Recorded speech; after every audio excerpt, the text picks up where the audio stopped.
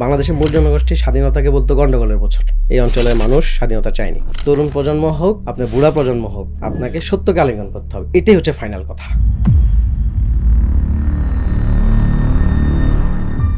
যারা স্বাধীনতা আন্দোলন করেছে তারা হচ্ছে এই দেশে বাম সম্প্রদায়। মানে 1971 মাত্র 3000 মুক্তিযুদ্ধ মারা গেছে। কোনোদিন প্রশ্ন করেছেন নিজেকে বাংলায় লেখা চর্যাপদ এটা নেপালে কেন পাওয়া যাবে? স্বাধীনতা হচ্ছে একটা বড় স্ক্যাম, এটা ফাঁদ। স্বাধীনতা দিয়েই কিন্তু সারা পৃথিবীতে মুসলমানদেরকে খেয়ে ফেলা হয়েছে। যেমন আরবদেরকে বলছে তোমরা মিয়া আরব, তোমরা কেন তার্কিদের অনুসরণ করবা? এই জিনিসটা প্রথম শিখিয়েছে ইংরেজরা মুসলমানদেরকে। এই টু নেশন থিওরিটা আসলে আমাদের বাঙালি জাতিসত্তার জন্য কতটুকু উপযুক্ত ছিল? আমি মনে করি হচ্ছে যে দ্বিজাতিত্বটা আমাদের একটা মুক্তির সনদ, যেটা দীর্ঘদিন আমরা হিন্দুদের দ্বারা নির্যাতিত হয়ে আসছিলাম, সেটা থেকে বাঁচার একটা সনদ। 1952 সালে পাকিস্তান আমাদের উপরে উর্দু চাপিয়ে দিতে চেয়েছিল। এটা কি কোনো রাষ্ট্রের উপর তার দায় চাপানো যায়? তখন তো আপনার প্রশ্ন আসা উচিত যে ওই সময় শাসক কে ছিল। মানে আওয়ামী লীগের যে অপকর্ম সেই দায়টি আমি বাংলাদেশের উপর চাপিয়ে দিচ্ছেন। এটা বলা কি আমার ঠিক হবে কিনা আমরা জিজ্ঞাসা করতে চাই। এই যে আমাদের এখানে সূর্য সেন, প্রীতিলতা ওয়াদ্দেদার, এরা আসলে ছিল হচ্ছে যে মূলত হিন্দুত্ববাদী আন্দোলনের নায়ক। ওরা মুসলমান বিরোধী আন্দোলন করেছিল। যেমন মনে করেন হচ্ছে আমি জামাত করি, আমার কাছে একটা লোক আসলো, সে জামাতের লোক, এসে বললো যে ভাই আপনি একটু তদবির করে দিলে আমার ওখানে চাকরিটা হয়ে যায়। হ্যাঁ, আমি তদবির করে দিলাম। এটা হলো জামাতি জাতীয়তাবাদ, জায়েজ নাই। যে লক্ষণ সেন, এই যে হাসিনার আগে যে সর্বশেষ পলাই গেছিল, এর মাঝখানে আর কোনো বাঙালি শাসক পলায় নাই আর কি।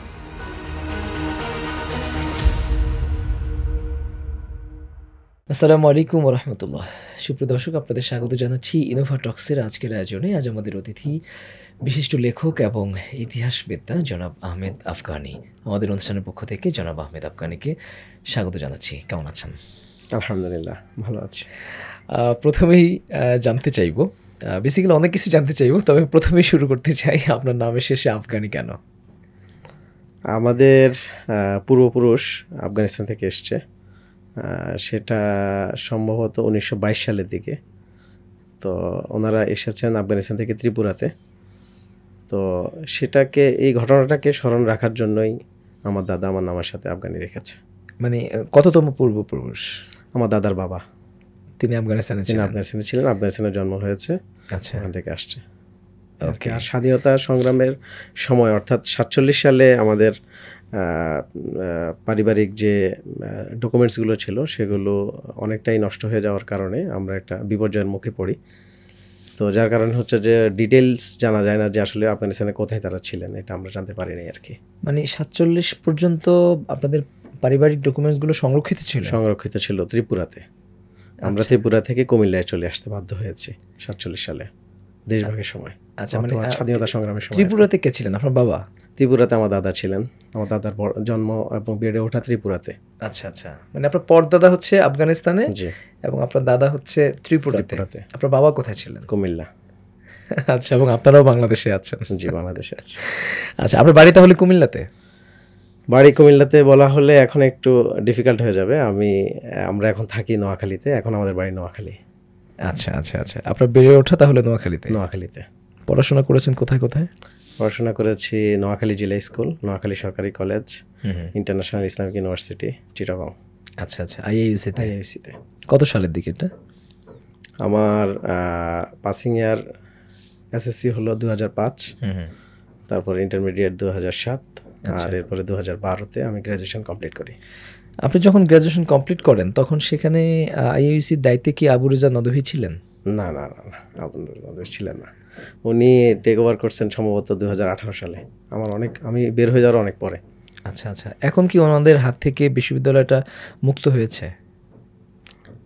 বিশ্ববিদ্যালয় তার নিয়মতান্ত্রিকভাবে সিন্ডিকেট মেম্বার যারা হওয়ার কথা সেভাবে আছে। এখানে ওনার যারা দখল করেছিল তারা নিয়মতান্ত্রিকতার মধ্য দিয়ে দখল করে নেয়, যার কারণে 5 আগস্টের যে বিপ্লব আমাদের, সেই বিপ্লবের তারা নিজ দায়িত্বে তারা দায়িত্ব ছেড়ে চলে গেছে আর কি। কাউকে আলাদা করে দখল করার প্রয়োজন হয় না।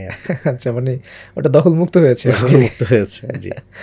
আচ্ছা, আমরা 5 আগস্ট পরবর্তী আইআইইউসিতে একটা ঘটনা দেখলাম যে সেখানে বেশ কজন শিক্ষককে বরখাস্ত করা হয়েছে বা এ ধরনের একটি ঘটনা, এবং সেক্ষেত্রে কওমি মাদ্রাসার যে সকল মানে ছাত্র শিক্ষক রয়েছেন তারা এটির প্রতিবাদ জানাচ্ছিলেন যে আসলে শুধুমাত্র কওমি ব্যাকগ্রাউন্ডের হওয়ার কারণেই তাদেরকে সেখান থেকে ছাঁটাই করা হয়েছে। এমন কি কোনো সত্যতা আছে এই ঘটনার? আসলে এটার সঠিক জবাব আমার পক্ষে দেওয়াটা সঠিক হবে না। সঠিক আমি জবাব দিলে সেটা গ্রহণযোগ্য হবে না, কারণ আমি এটার দায়িত্বশীল না, আমি তখনকার ছাত্র। এবং সে ছাত্র তো আমার শেষ হয়েছে 2012 সালে। এরপরের ঘটনাগুলোর সাথে আমার যোগসূত্রতা নেই, মানে তারা কিভাবে নিয়োগ পেয়েছেন সেটাও আমার জানা নেই, এবং তাদের পদচ্যুতিটা কোন মারফতে হয়েছে সেটা আমার জানা নেই। তবে আমি যেটা শুনেছি এবং বিশ্ববিদ্যালয় যেটা আমাদের কাছে বলেছে বা জানিয়েছে, ক্লিয়ার করেছে, আমরা যেহেতু অ্যালাম নাই, আমাদের কাছে ক্লিয়ারের বিষয় আছে, সেখানে তারা বলেছে তাদের নিয়োগ প্রক্রিয়া অবৈধ ছিল, নিয়োগ প্রক্রিয়াটা যথাযথ প্রক্রিয়া হয় নাই, এই জন্য তাদেরকে আবারও পরীক্ষার মাধ্যমে, যাচাইয়ের মাধ্যমে তাদেরকে আসতে বলা হয়েছিল। তারা সেই পথ ধরেন নাই, এই কারণে তাদেরকে চাকরিচ্যুত করা হয়েছে। এটা আমরা শুনেছি, বাট আমি এটার যাচাই করি নাই। আচ্ছা আচ্ছা, এটা আমার পক্ষে বলা সম্ভব না আর কি। ওকে, আপনি পোস্ট গ্রাজুয়েশন কোথা থেকে করেছেন?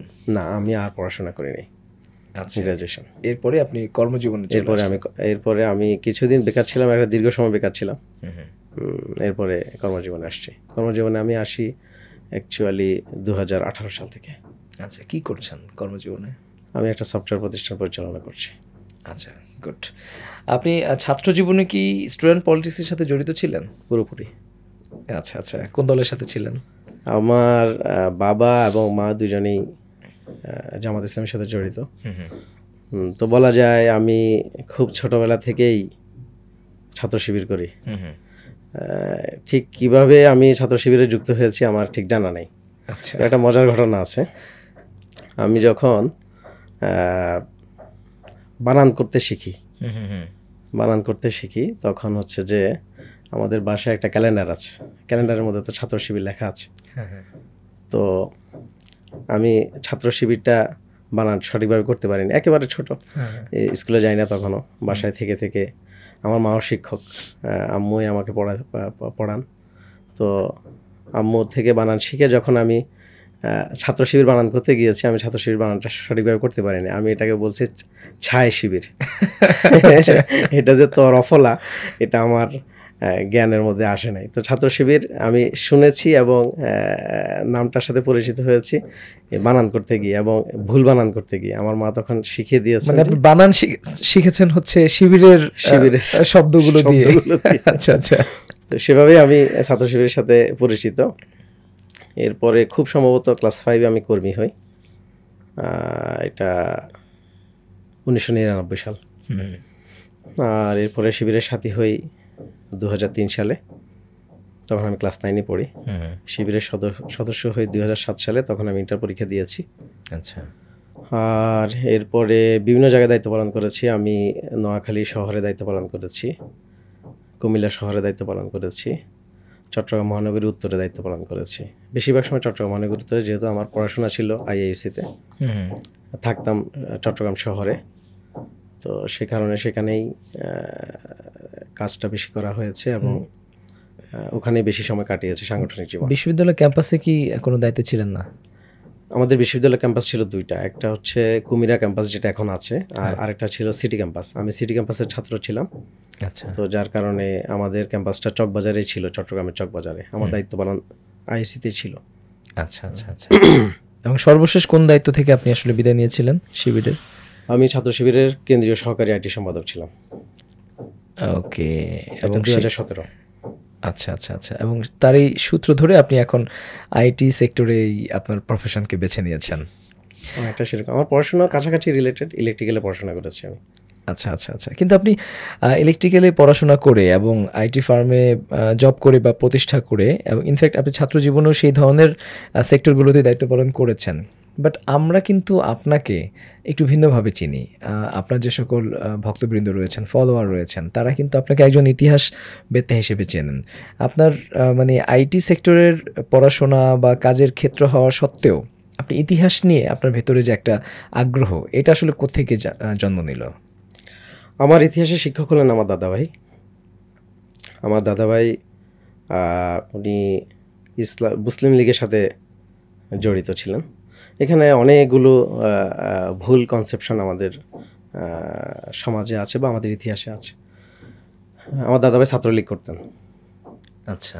তো ছাত্রলীগ করতেন উনি, মুজিবের ছাত্রলীগ করতেন না। তো আমরা তো জানি হচ্ছে যে ছাত্রলীগ নাকি মুজিব প্রতিষ্ঠা করছে 1948-এ, তাই তো? যে আওয়ামী লীগ প্রতিষ্ঠার 1 বছর আগে ছাত্রলীগ প্রতিষ্ঠা হয়েছে 48 সালে। কিন্তু এটা আসলে সঠিক তথ্য নয়।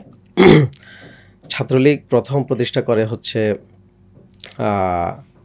আপনার হচ্ছে যে এটা মোহাম্মদ আলী জিন্নাহ, উনি মুসলিম লীগের একটা স্টুডেন্ট অর্গানাইজেশন হিসাবে ছাত্রলীগকে প্রতিষ্ঠা করেন। তো আমার দাদাভাই সে ছাত্রলীগের সাথে জড়িত ছিলেন, উনি একজন রাজনৈতিক সচেতন ব্যক্তি ছিলেন।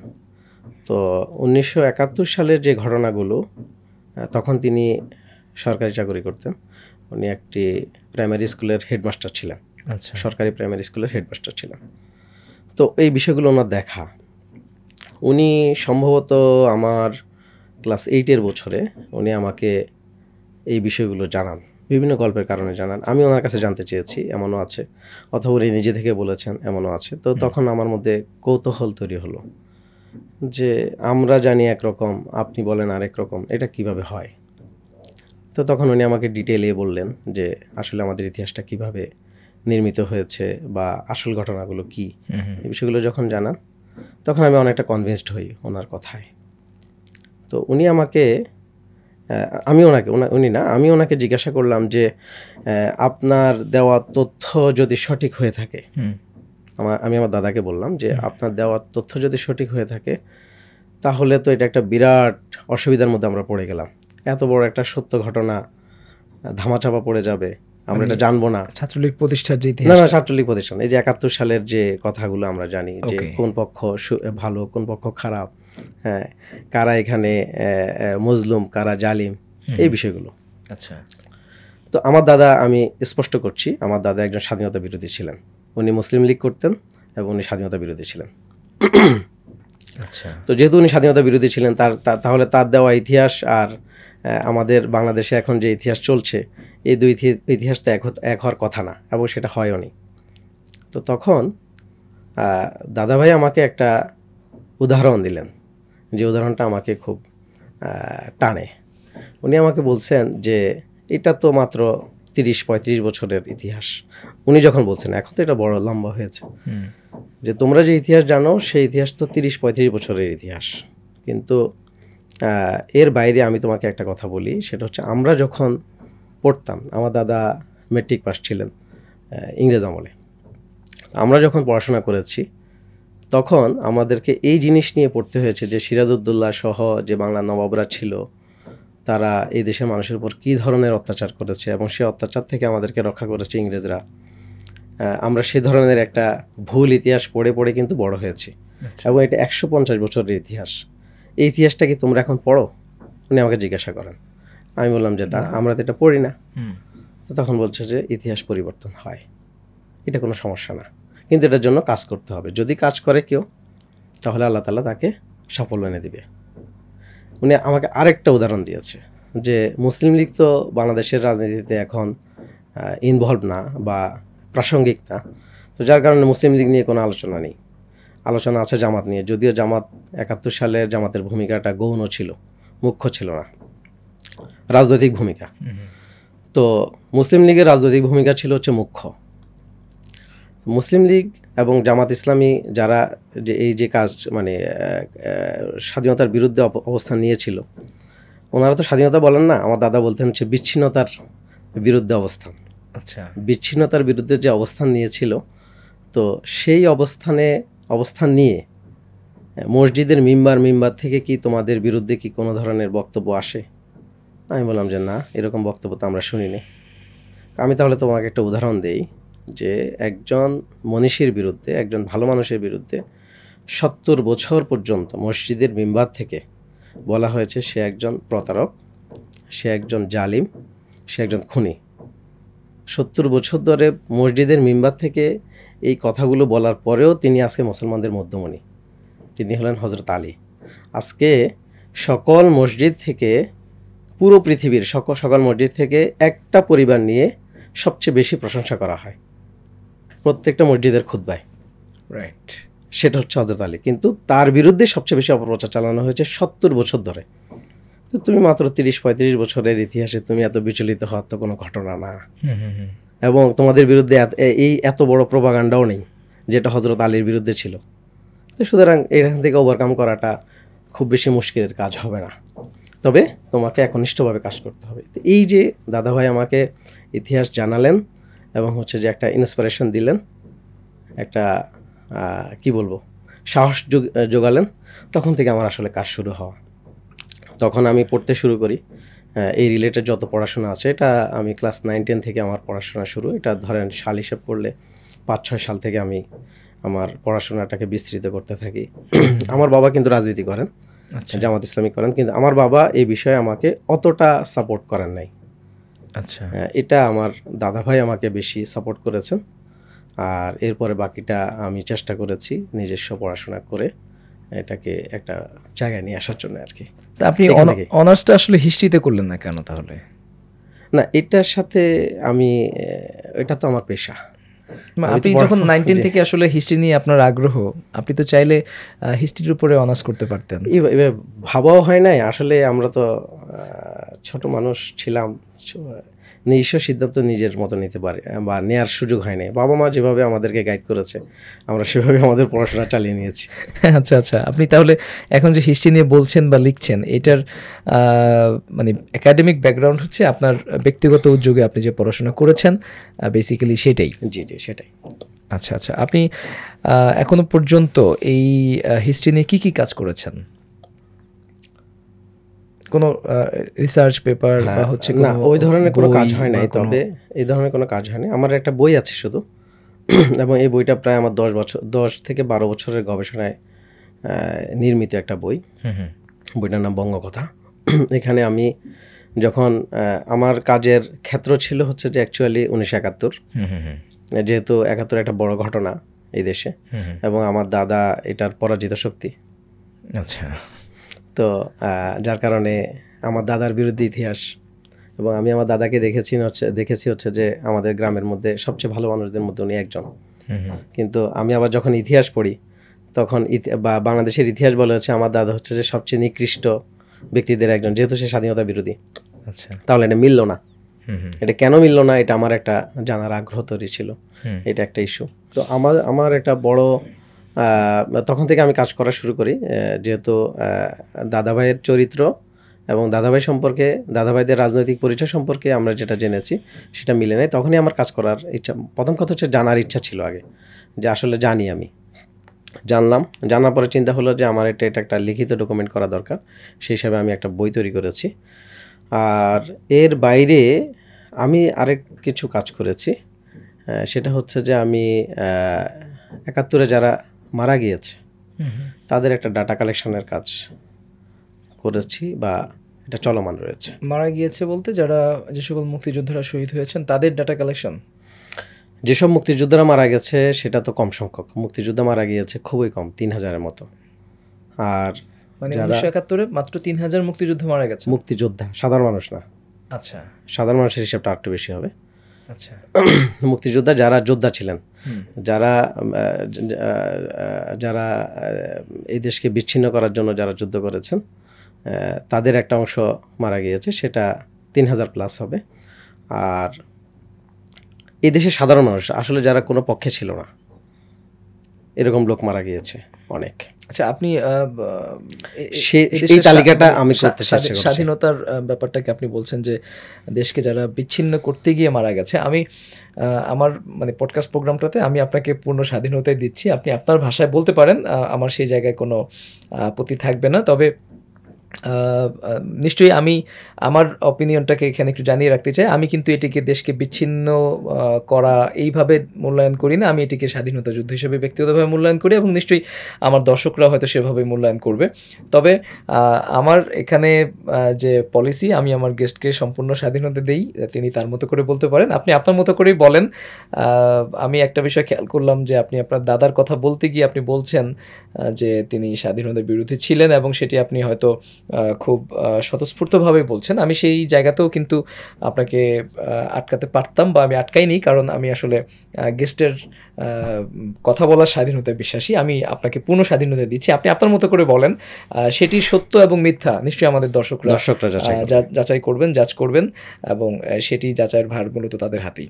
আমরা বেসিক্যালি আপনার যে ফাইন্ডিংস, আপনি যেই গবেষণা করে যেটা পেয়েছেন বা আপনার যে পড়াশোনা, সেই আলোকে আপনি আপনার ইতিহাসটাকে, আপনার বক্তব্যটাকে আপনি তুলে ধরেন, আমরা শুনবো ইনশাল্লাহ, এবং নিশ্চয়ই আমাদের দর্শকরা উপভোগ করবেন। এবং আপনি যেমনটা বলছিলেন যে আসলে ইতিহাস তো দেখা যায় যে 100 বছর পরে, ঘটনার 100 বছর পরে আসলে ইতিহাসের প্রকৃত তথ্যটা বের হয়ে আসে, যেমনটা আমরা জানি। সো আমরা আসলে সেই জায়গার দিকে যাচ্ছি। আমাদের 1971 নিয়ে আসলে অনেক মিথ আছে, অনেক সত্য মিথ্যা আছে, সেটি নিয়েও আমরা শুনবো। আপনি একটা বইও লিখেছেন, বঙ্গকথা, যে বইটির কথা আপনি বললেন, সেই বইটাতে আমরা দেখেছি আপনি একদম বাংলাদেশের শুরু থেকেই কিন্তু ইতিহাস টানার চেষ্টা করেছেন। আমরা তাহলে মানে ইতিহাস পর্বের একদম শুরু থেকে একটু ঢুকতে চাই। আমি একটু মানে জানতে চাই যে আমরা যেমনটা জানি যে আসলে ইখতিয়ারউদ্দিন মোহাম্মদ বিন বখতিয়ার খেলজির মাধ্যমে মূলত বাংলাদেশি মুসলমানদের আগমন হয়েছে। এর আগে আসলে বাংলাদেশে কি কোনো মুসলমান ছিল না, বা আসলে বাংলাদেশের একদম শুরুটা মানে তখন আসলে কোন জাতিগোষ্ঠীর মানুষ আসলে বাংলাদেশে ছিল, একটু শুরু থেকে আমাদের বলবেন। বাংলাদেশের এই অঞ্চলে, এটা নদী বিধৌত অঞ্চল, এখানে প্রচুর নদী আছে। তো যার কারণে এখানের একটা যে লাইফস্টাইল গড়ে উঠেছিল, এই লাইফস্টাইলটা ছিল হচ্ছে যে পুরো পৃথিবীর মধ্যে সবচেয়ে উৎকৃষ্ট লাইফস্টাইল। এটা কেন উৎকৃষ্ট বলছি, এটার একটা দারুণ ব্যাপার আছে আমাদের বাংলাদেশে। এটা যার কারণে বাংলাদেশের মানুষ অতিশয় চোর হলেও বাংলাদেশ কিন্তু ডুবে যায় না, জিম্বাবুয়ের মতো কিংবা কিউবার মতো কিংবা আফ্রিকান রাষ্ট্রগুলোর মতো। ওরা তো একেবারে না খেয়ে মরে যাওয়ার মতো অবস্থা তৈরি হয়, কিন্তু আমাদের এখানে এই অবস্থাটা তৈরি হয় না। এটা একটা দারুণ ব্যাপার আছে। দারুণ ব্যাপারটা হলো আমাদের এখানকার গাছ কখনো সবুজ না হয়ে থাকে না, মানে সবসময় আমাদের এখানে গাছের পাতা সবুজ থাকে। আচ্ছা, আমাদের এখানে সবসময় কাঁচা ঘাস থাকে। আচ্ছা, এটা একটা দারুণ ব্যাপার। এটা কিন্তু পৃথিবীর ইতিহাসে অন্যান্য রাষ্ট্রগুলোতে বা অন্যান্য অঞ্চলগুলোতে এই জিনিসটা পাওয়া যায় না। মানে আমাদের জমি উর্বর, আমাদের জমি উর্বর না, শুধু উর্বর তো অন্যান্য এলাকার জমিও আছে। আমেরিকার জমিও উর্বর, ব্রাজিলের জমিও উর্বর, আপনার ইউক্রেনের জমিও উর্বর। কিন্তু উর্বরতার পাশাপাশি ওরা একটা টাইমে ধরেন 3 মাস 4 মাস 5 মাস ওদের ওখানে কোনো ফসল হয় না, এমনকি ঘাসও থাকে না। আচ্ছা, এটা আমাদের এখানে হয় না। আমরা এটা নাতিশীতোষ্ণ অঞ্চল। এটার বড় কারণ হচ্ছে বৈজ্ঞানিক কারণ, এটা তো আল্লাহর রহমত। আর বৈজ্ঞানিক কারণ হচ্ছে আমাদের উপরে সামনে, মানে আমাদের উত্তরে হিমালয় আছে। আমাদের এখানকার যে মেঘগুলা, সেগুলো একটা পর্যায়ে যখন ভেসে চলে যায়, সেটা আবার ব্যাক করে হিমালয়ের মধ্যে থেকে বাধাপ্রাপ্ত হয়ে আবার ব্যাক করে। যদি ব্যাক না করতো, আচ্ছা, তাহলে কি হতো? সাধারণত সব অঞ্চলে তো ব্যাক করে না, এটা সামনের দিকে যায়, সমুদ্র থেকে উপরের দিকে যায়, কেমন দক্ষিণ থেকে উত্তরের দিকে যায়। তাহলে এটা ব্যাক করলো কেন?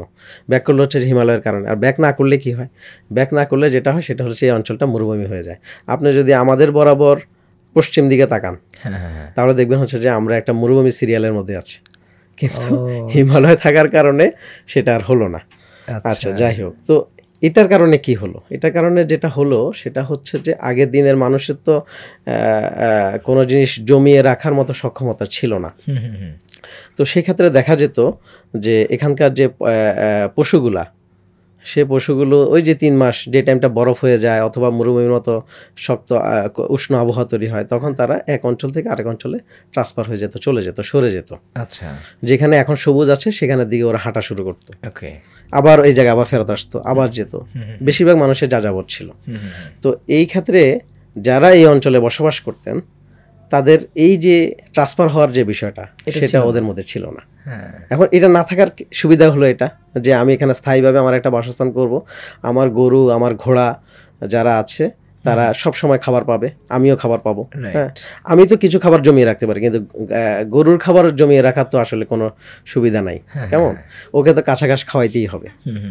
তো এই সুবিধাটা এই অঞ্চলে মানুষের ছিল। এখন এই অঞ্চলে মানুষের এই সুবিধা থাকার পাশাপাশি আরেকটা অসুবিধা হয়েছে, সেটা অবশ্য অন্য আলোচনা। সেটা হচ্ছে যে এই অঞ্চলে মানুষ তখন আর যুদ্ধংদেহী মনোভাব রাখে না। এই অঞ্চলে কিছুটা আরামপ্রিয় হয়ে গেছে। তো এই অঞ্চলে অন্য এলাকা থেকে মানুষ এসে সবসময় আক্রমণ করার একটা ট্রাই করতো। আর এই অঞ্চলের যেহেতু সবসময় সবুজ ঘাস পাওয়া যায়, মাটি উর্বর, সবসময় ফসল উৎপাদন হয়, ওনারা দখল করতে চাইতো। আচ্ছা, এইটা একটা বিষয়। আবার এটা ধনী রাষ্ট্র ছিল, যেহেতু সব এখানে ফসল উৎপাদন বেশি হয়। যেমন আমার বাড়ি তো নোয়াখালীতে, আমি নোয়াখালীতে দেখেছি যে আমাদের এখানে ফসল হয়, এক এক জমিতে ফসল হয় 3 বার বছরে। আচ্ছা। এটা অনেক জায়গায় হয়, উত্তরবঙ্গে অনেক জায়গায় হয়, কিছু কিছু জায়গায় দুইবার হয়। তো এই যে 3বার হয়, এটা তো বিদেশের মানুষ চিন্তাও করতে পারে না, ওরা একবার করে। আচ্ছা। তো এটা একটা দারুণ বিষয়। এই কারণে আমরা ছিলাম ধনী, এই অঞ্চলের মানুষ ছিল। মানে এই যে সময়টার কথা বলছেন, আসলে এই সময়টা আনুমানিক মানে খ্রিস্টপূর্বের অথবা খ্রিস্টপূর্বের। এটা তো আদম আলাইহিস সালামের সময় থেকে। আচ্ছা আচ্ছা আচ্ছা। আদম আলাইহিস সালামের সময় থেকেই এটা উর্বর জায়গা। তো এখন এখানে আসলে বসবাসটা কিভাবে হয়, আমরা যতটুকু জানি যে নবী রাসূলদের ইতিহাস থেকে মানুষ মূলত আল্লাহ তাআলা মানুষকে, নবীদেরকে বেশিরভাগ পাঠিয়েছেন হচ্ছে মধ্যপ্রাচ্যে। ওইটাই তো আমরা জানি, আমরা যুদ্ধের ইতিহাস গবেষণা করেছি, তো দেখেছি। তো ওখান থেকে এখানে যেটা আসলো, নূহ আলাইহিস সালামের আগে কিভাবে আসছে সেটা আসলে কোনো ইতিহাসে পাওয়া যায় না। কিছু ফার্সি ইতিহাস সেখানে পাওয়া যায় হচ্ছে যে নূহ আলাইহিস সালামের এক সন্তান তার কিছু অনুসারীদেরকে নিয়ে আমাদের এখানে বসবাসটা তৈরি করে। আর এই বসবাসটা পরবর্তীতে এরাই এই অঞ্চলের সভ্যতার ধারক বাহক। এই অঞ্চলের সভ্যতাটা ক্রিয়েট করেছে নূহ আলাইহিস সালামের একটা ছেলে, যার নাম হচ্ছে হাম, তার হামের ছেলে হিন্দ, তার মাধ্যমে। এই কারণে এটার নাম হিন্দুস্তানও। হিন্দুস্তান মানে কিন্তু আসলে হিন্দু না, ঠিক আছে? হিন্দু মানে যে মুশরিক, সেটাও কিন্তু না। সেটাও আমরা যদি কোনো আলোচনা পাই সেটা আমরা বলবো। আমরা তো এখন মনে করি যে হিন্দু মানে মুশরিক, কেমন? হিন্দু মানে কিন্তু মুশরিক না। মানে হিন্দুস্তান যে বলে, এটা হিন্দুদের জন্য না না না না, হিন্দুদের জন্য বলে হিন্দুস্তানের জন্য আমরা হিন্দু, অ্যাকচুয়ালি আমরা হিন্দু, যেহেতু আমরা হিন্দুস্তানে বসবাস করি। আচ্ছা, বুঝতে পেরেছেন? তো যাই হোক, এই আলোচনা, এই নামটা কি তাহলে যে হযরত নূহ আলাইহিস সালামের যে নূহ আলাইহিস সালামের বংশধরদের মাধ্যমে এই নামটা এসেছে, এবং বঙ্গ নামটাও তাদের বংশধরদের মাধ্যমে এসেছে। আর এরা হচ্ছে দ্রাবিড় জাতি, এরা হচ্ছে দ্রাবিড় জাতি, এবং এরা হচ্ছে একেশ্বরবাদী বা তাওহীদবাদী। একেশ্বরবাদী বলা তো ঠিক হবে না, আমরা বলবো হচ্ছে তাওহীদবাদী। তো এই তাওহীদবাদীরা যখন এখানে সভ্যতা ক্রিয়েট করে, তখন একটা মুশরিক গোষ্ঠী ইরান থেকে অথবা জার্মান থেকে, ইরান থেকে হওয়ার সম্ভাবনাই বেশি। ইতিহাসে তো আপনারা জানেন যে প্রচুর মতবিরোধ থাকে। তো সম্ভবত ইরান থেকে একটা গোষ্ঠী, যাদের নাম হচ্ছে আর্য, তারা হচ্ছে যে আমাদের উত্তর ভারতে প্রবেশ করে। এটা খ্রিস্টপূর্ব 3500 বছর আগের কথা। তো এরা প্রবেশ করে, এবং এরা এই প্রবেশের মাধ্যমে তারা এই অঞ্চলের মানুষদেরকে ধীরে ধীরে মুশরিক বা বহিষ্করবাদ এই দিকে তারা ধাবিত করে। এবং তাদের একটা বড় বিষয় ছিল হচ্ছে যে তারা জাত মেনটেন করতো, যে ব্রাহ্মণ, ক্ষত্রিয়, শূদ্র। তো শূদ্র অ্যাকচুয়ালি ওরা না, শূদ্র হলো যারা তাওহীদ থেকে মুশরিকে পদার্পণ করেছে, তারা হলো শূদ্র অ্যাকচুয়ালি ওদের সমাজে। আচ্ছা, ওরা কখনোই মানে যারা তাওহীদবাদী, তারা কখনো মুশরিক হয়ে গেলেও তারা তাদের ওই মানে পৌঁছাতে পারবে না, ব্রাহ্মণ হতে পারবে না। তো শূদ্র ওরা আমাদেরকে দমিয়ে রাখার জন্য আমাদের একটা কালচার দিয়েছে, যে আমাদের একটা সেগমেন্ট করেছে, সেটা হচ্ছে শূদ্র। এবং আমাদেরকে দিয়ে তারা হচ্ছে যে তাদের সবচেয়ে লোয়েস্ট যে কাজগুলো, চতুর্থ শ্রেণীর যে কাজগুলো আছে আমাদের সমাজে, সেই কাজগুলো তারা আমাদেরকে দিয়ে করাতো। মানে আমাদেরকে বলতে আমি তাওহীদবাদীদেরকে বুঝেছি, তাওহীদবাদীদেরকে দিয়ে করাতো, আর তাদেরকেই নাম দিয়েছে শূদ্র। আচ্ছা, ওদেরকে কোনো ভালো কাজে ওরা মানে যে মুসলমানরা হিন্দু হতো, বাধ্য হতো, ওদেরকে হচ্ছে শূদ্র বলা হতো। ওকে। এবং সেটা আর্যরা হচ্ছে খ্রিস্টপূর্ব 350 বছর, 3500 বছর আগে এসে তারা হচ্ছে এইভাবে ধর্মান্তরিত করা বা দখল করার এই কাজটা তারা করতো। তো এই কাজটা তারা উত্তর ভারতে যতটা সহজে করেছে, সেটা আমাদের বাংলা অঞ্চলে কিংবা দক্ষিণ ভারতের যে অঞ্চলগুলো আছে, সেই অঞ্চলগুলোতে কিন্তু তারা সহজভাবে পারেনি, কারণ এটা নদী ভিদত অঞ্চল, এবং এখানে তারা নদীর বাধার মুখোমুখি হয়েছে। তো সেই বাধার মুখোমুখি হওয়ার কারণে আমাদের এখানে অনেক বছর পরে আর্যরা দখল করতে পেরেছে, অনেক বছর পর মানে হলো যে উত্তর ভারতে যদি খ্রিস্টপূর্ব 3500 হয়, আমাদের এখানে খ্রিস্টপূর্ব 500 বছর হবে, যে এত বছর লেগেছে তারা বাংলাকে দখল করতে। আচ্ছা, তো বাংলার লোকেরা মুশরিক হতে অনেক সময় নিয়েছে, বা অনেক সময় লেগেছে তাদের, সহজে তারা মুশরিক হয় না, তারা একেশ্বরবাদী ছিল অথবা তাওহীদবাদী ছিল। এবং এরা মানে তার মানে নূহ আলাইহিস সালামের মাধ্যমে তার যে বংশধররা সর্বপ্রথম এই বাংলা জনপদকে আবাদ করেছেন। জি। এবং সেই থেকে যে একেশ্বরবাদীর একটা ধারা চলছিল, সেটা পরবর্তীতে খ্রিস্টপূর্ব 500 বছর মধ্যে আনুমানিক সময় এসে আর্যরা হচ্ছে দখল করা শুরু করেছে। আচ্ছা আচ্ছা। তো তাহলে আমাদের একটা ব্যাপার ছিল হচ্ছে যে আমরা তাওহীদবাদী, এখানে আগে থেকে তাওহীদবাদী ছিলাম। হযরত মুহাম্মদ সাল্লাল্লাহু আলাইহি সাল্লাম যখন মক্কায় ইসলাম প্রচার করছিলেন তখন এখানে শশাঙ্ক নামে একজন শাসক ছিলেন আমাদের এখানে। উনিও কিন্তু একেবারে আর্যদের অনুসারী ছিলেন না। উনি আবার যে মুসলমান ছিলেন তাও তো নাই, খ্রিস্টান ছিলেন তাও না, কিন্তু এর আগে এর মাঝখানে যে 1000 বছর খ্রিস্টপূর্ব 500 এবং খ্রিস্টের পরবর্তী 500, 1000 বছরে কি তাহলে আর্যরাই মূলত এখানে শাসন করেছে? না, এখানে প্রতিরোধের মধ্য দিয়ে গেছে। আচ্ছা আচ্ছা, প্রতিরোধের মধ্য দিয়ে গেছে। এখানে কখনো তাওহীদবাদীদের মধ্য থেকে কেউ আসছে, কখনো এর মধ্যে থেকে আসছে। এখানের মধ্যে আরেকটা ইস্যু আছে, সেটা হচ্ছে যে বুদ্ধদের সম্পর্কে আমরা সঠিক ব্যাপারটা জানি না। অনেকেই ধারণা করেন, এটা আমার কথা না, অনেকেই ধারণা করেন যে তিনি হয়তো নবী থাকতে পারেন, যে তাদের যে জীবন আছে তারা কিন্তু একেশ্বরবাদী। আচ্ছা, বুদ্ধরাও তাওহীদবাদী, ওরা কিন্তু মুশরিক না। এখন মুশরিক হয়ে গেছে, এখন তো খ্রিস্টানরাও মুশরিক, এখন তো ইহুদিরাও মুশরিক, রাইট। হ্যাঁ, ওটা না, কিন্তু ওদের সময় ওরা ছিল হচ্ছে যে একেশ্বরবাদী ছিল। তো এখানে বুদ্ধদেরও একটা প্রভাব আছে। বুদ্ধরাও আমাদের এখানে শাসন করেছে একটা সময়, বুদ্ধরা আমরা একটা সময় শাসন করেছে, এবং মুসলমান পরবর্তী সময় বুদ্ধরা বারবার ক্ষমতা এসছে এই আমাদের এই অঞ্চলে। মানে মুসলমানরা যখন আরবে এবং মধ্যপ্রাচ্যে যখন অনেক বেশি শক্তিশালী, তখন কিন্তু আমাদের বাংলাতে তখন বুদ্ধরা মাঝে মধ্যে প্রায় যে 100-150 বছর তারা শাসন করেছে, তারাও কিন্তু একেশ্বরবাদী ছিল। আচ্ছা আচ্ছা আচ্ছা, তো আপনি বলেছেন যে ইখতিয়ারউদ্দিন মোহাম্মদ বিন বখতিয়ার খলজির কথা। আচ্ছা, মোহাম্মদ সাল্লামের সময়, জি, আচ্ছা, মোহাম্মদ সাল্লাল্লাহু আলাইহি সাল্লামের সময় শশাঙ্ক যখন ছিল, শশাঙ্ক কিন্তু একেশ্বরবাদী ছিলেন। আচ্ছা, উনি মুসলমান ছিলেন না, কিন্তু উনি একেশ্বরবাদী ছিলেন। মুসলমান বলতে হবে তো আল্লাহ রাসূল সাল্লাল্লাহু আলাইহি সাল্লামের পরে তো যারা আল্লাহ রাসূল সাল্লাল্লাহু আলাইহি সাল্লামকে অনুসরণ করেছেন তারা হবে মুসলমান। তার আগের মুসলমান কারা? তার আগের মুসলমান যারা ঈসা আলাইহিস সালামকে অনুসরণ করেছে তারা। কিন্তু আমাদের এখানে খ্রিস্টান বা হযরত ঈসার অনুসারীরা আসলে এখানে কখনোই পাওয়া যায় না, আমরা খুঁজে পাইনি। এখানে আমরা পেয়েছি হচ্ছে যে বুদ্ধের অনুসারীকে, যে যারা একেশ্বরবাদী হিসেবে আমরা এখানে বুদ্ধের অনুসারীকে পেয়েছি। এই জন্যই অনেকে মনে করেন হচ্ছে যে বুদ্ধরা হইতে পারে যে মুসলমান ছিল, এটা হইতে পারে। এটা আল্লাহ যেহেতু বা আল্লাহ রাসূলের মাধ্যমে যেহেতু আমরা এটার কোনো আভাস পাইনি, সুতরাং এই বিষয়ে আমরা আর কোনো সিদ্ধান্তে আসতে পারি না। তবে একেশ্বরবাদ যে ছিল এই জিনিসটা আমরা এখান থেকে পাই। আর্যরা ছিল হচ্ছে যে বহিশ্বরবাদী বা মুশরিক, আর এর বিপরীতে বুদ্ধরা ছিল হচ্ছে যে একেশ্বরবাদী। তাহলে আপনি যদি খেয়াল করে দেখবেন, সেটা হচ্ছে যে আমাদের এখানকার ইতিহাস যদি আপনাকে যদি পর্যালোচনা করতে হয়, তাহলে দেখবেন হচ্ছে যে আমাদের এখানকার লড়াইটা অ্যাকচুয়ালি মুশরিক এবং তাওহীদবাদীদের লড়াই। এক লাইনে বলা যায় যে এই আমাদের এখানকার লড়াই কি, আমাদের এখানকার রাজনীতি কি? আমাদের এখানকার রাজনীতি হচ্ছে যে মুশরিক এবং তাওহীদবাদীদের লড়াই, একদম আমাদের জন্ম থেকে। এবং এটারই ধারাবাহিকতা 71 কিন্তু এটার বাইরে না। এখন মুশরিকরা কোন পথে আছে, কোন পক্ষে আছে, এটা দর্শকরা বিবেচনা করবে, আমি করব না। আচ্ছা আচ্ছা আচ্ছা, তাহলে ইখতিয়ারউদ্দিন মোহাম্মদ বিন বখতিয়ার খিলজি উনি আসলে কোন সময় আসলেন, কোন সময়টাতে? উনি তো 1205 সালে আসছেন। উনি 1205 সালে আসছেন, মানে এই না যে 1205 সাল থেকে আমাদের এখানে মুসলমান শুরু হয়েছে, না। আমাদের এখানে মুসলমান শুরু হয়েছে তো অনেক আগে বলতে কত আগে? অনেক আগে, মানে হচ্ছে হযরত মুহাম্মদ সাল্লাল্লাহু আলাইহি সাল্লামের সাহাবীদের মধ্যে সাদ বিন আবি ওয়াক্কাসকে বলা যায় যে উনি আমাদের একটা অতিক্রম করে চীনে গিয়ে উনি ইন্তেকাল করেছেন। তো সেক্ষেত্রে একটা মসজিদও পাওয়া যায় আমাদের চাঁপাইনবাবগঞ্জে, যেটা সাদ বিন আবি ওয়াক্কাস করেছেন বলে ধারণা করা যায়। এগুলো সবগুলাই কোনোটা একেবারেই প্রমাণিত 100% প্রমাণিত এরকম না। তখন তো আসলে ইতিহাস সেভাবে সংরক্ষণের সুযোগ ছিল না। আমরা এখনও তো ইতিহাস সংরক্ষণ করি না, তখনের কথা।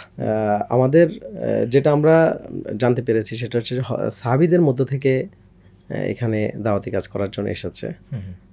এর পরবর্তীতে ব্যবসায়ীরা আসছে। তবে আমাদের এখানে মুসলমান বা ইসলাম প্রচারক যারা এসছেন তারা বেশিরভাগ এসছেন হচ্ছে ইরান থেকে। আচ্ছা, এবং তারা ব্যবসার সূত্রে এসছেন, একসাথে ব্যবসা প্লাস হচ্ছে আমাদের ধর্ম প্রচার, দুইটা ইস্যুকে সামনে রেখে তারা এসছেন। এবং এই কারণে আপনি দেখবেন হচ্ছে যে আমাদের লোকেরা সালাত বলে না, আমরা বলি নামাজ, আমরা সাওম বলি না, আমরা বলি রোজা। এটা সেই সময় থেকে পারস্যের লোকেরা চরম জাতীয়তাবাদী, ভয়ানক জাতীয়তাবাদী।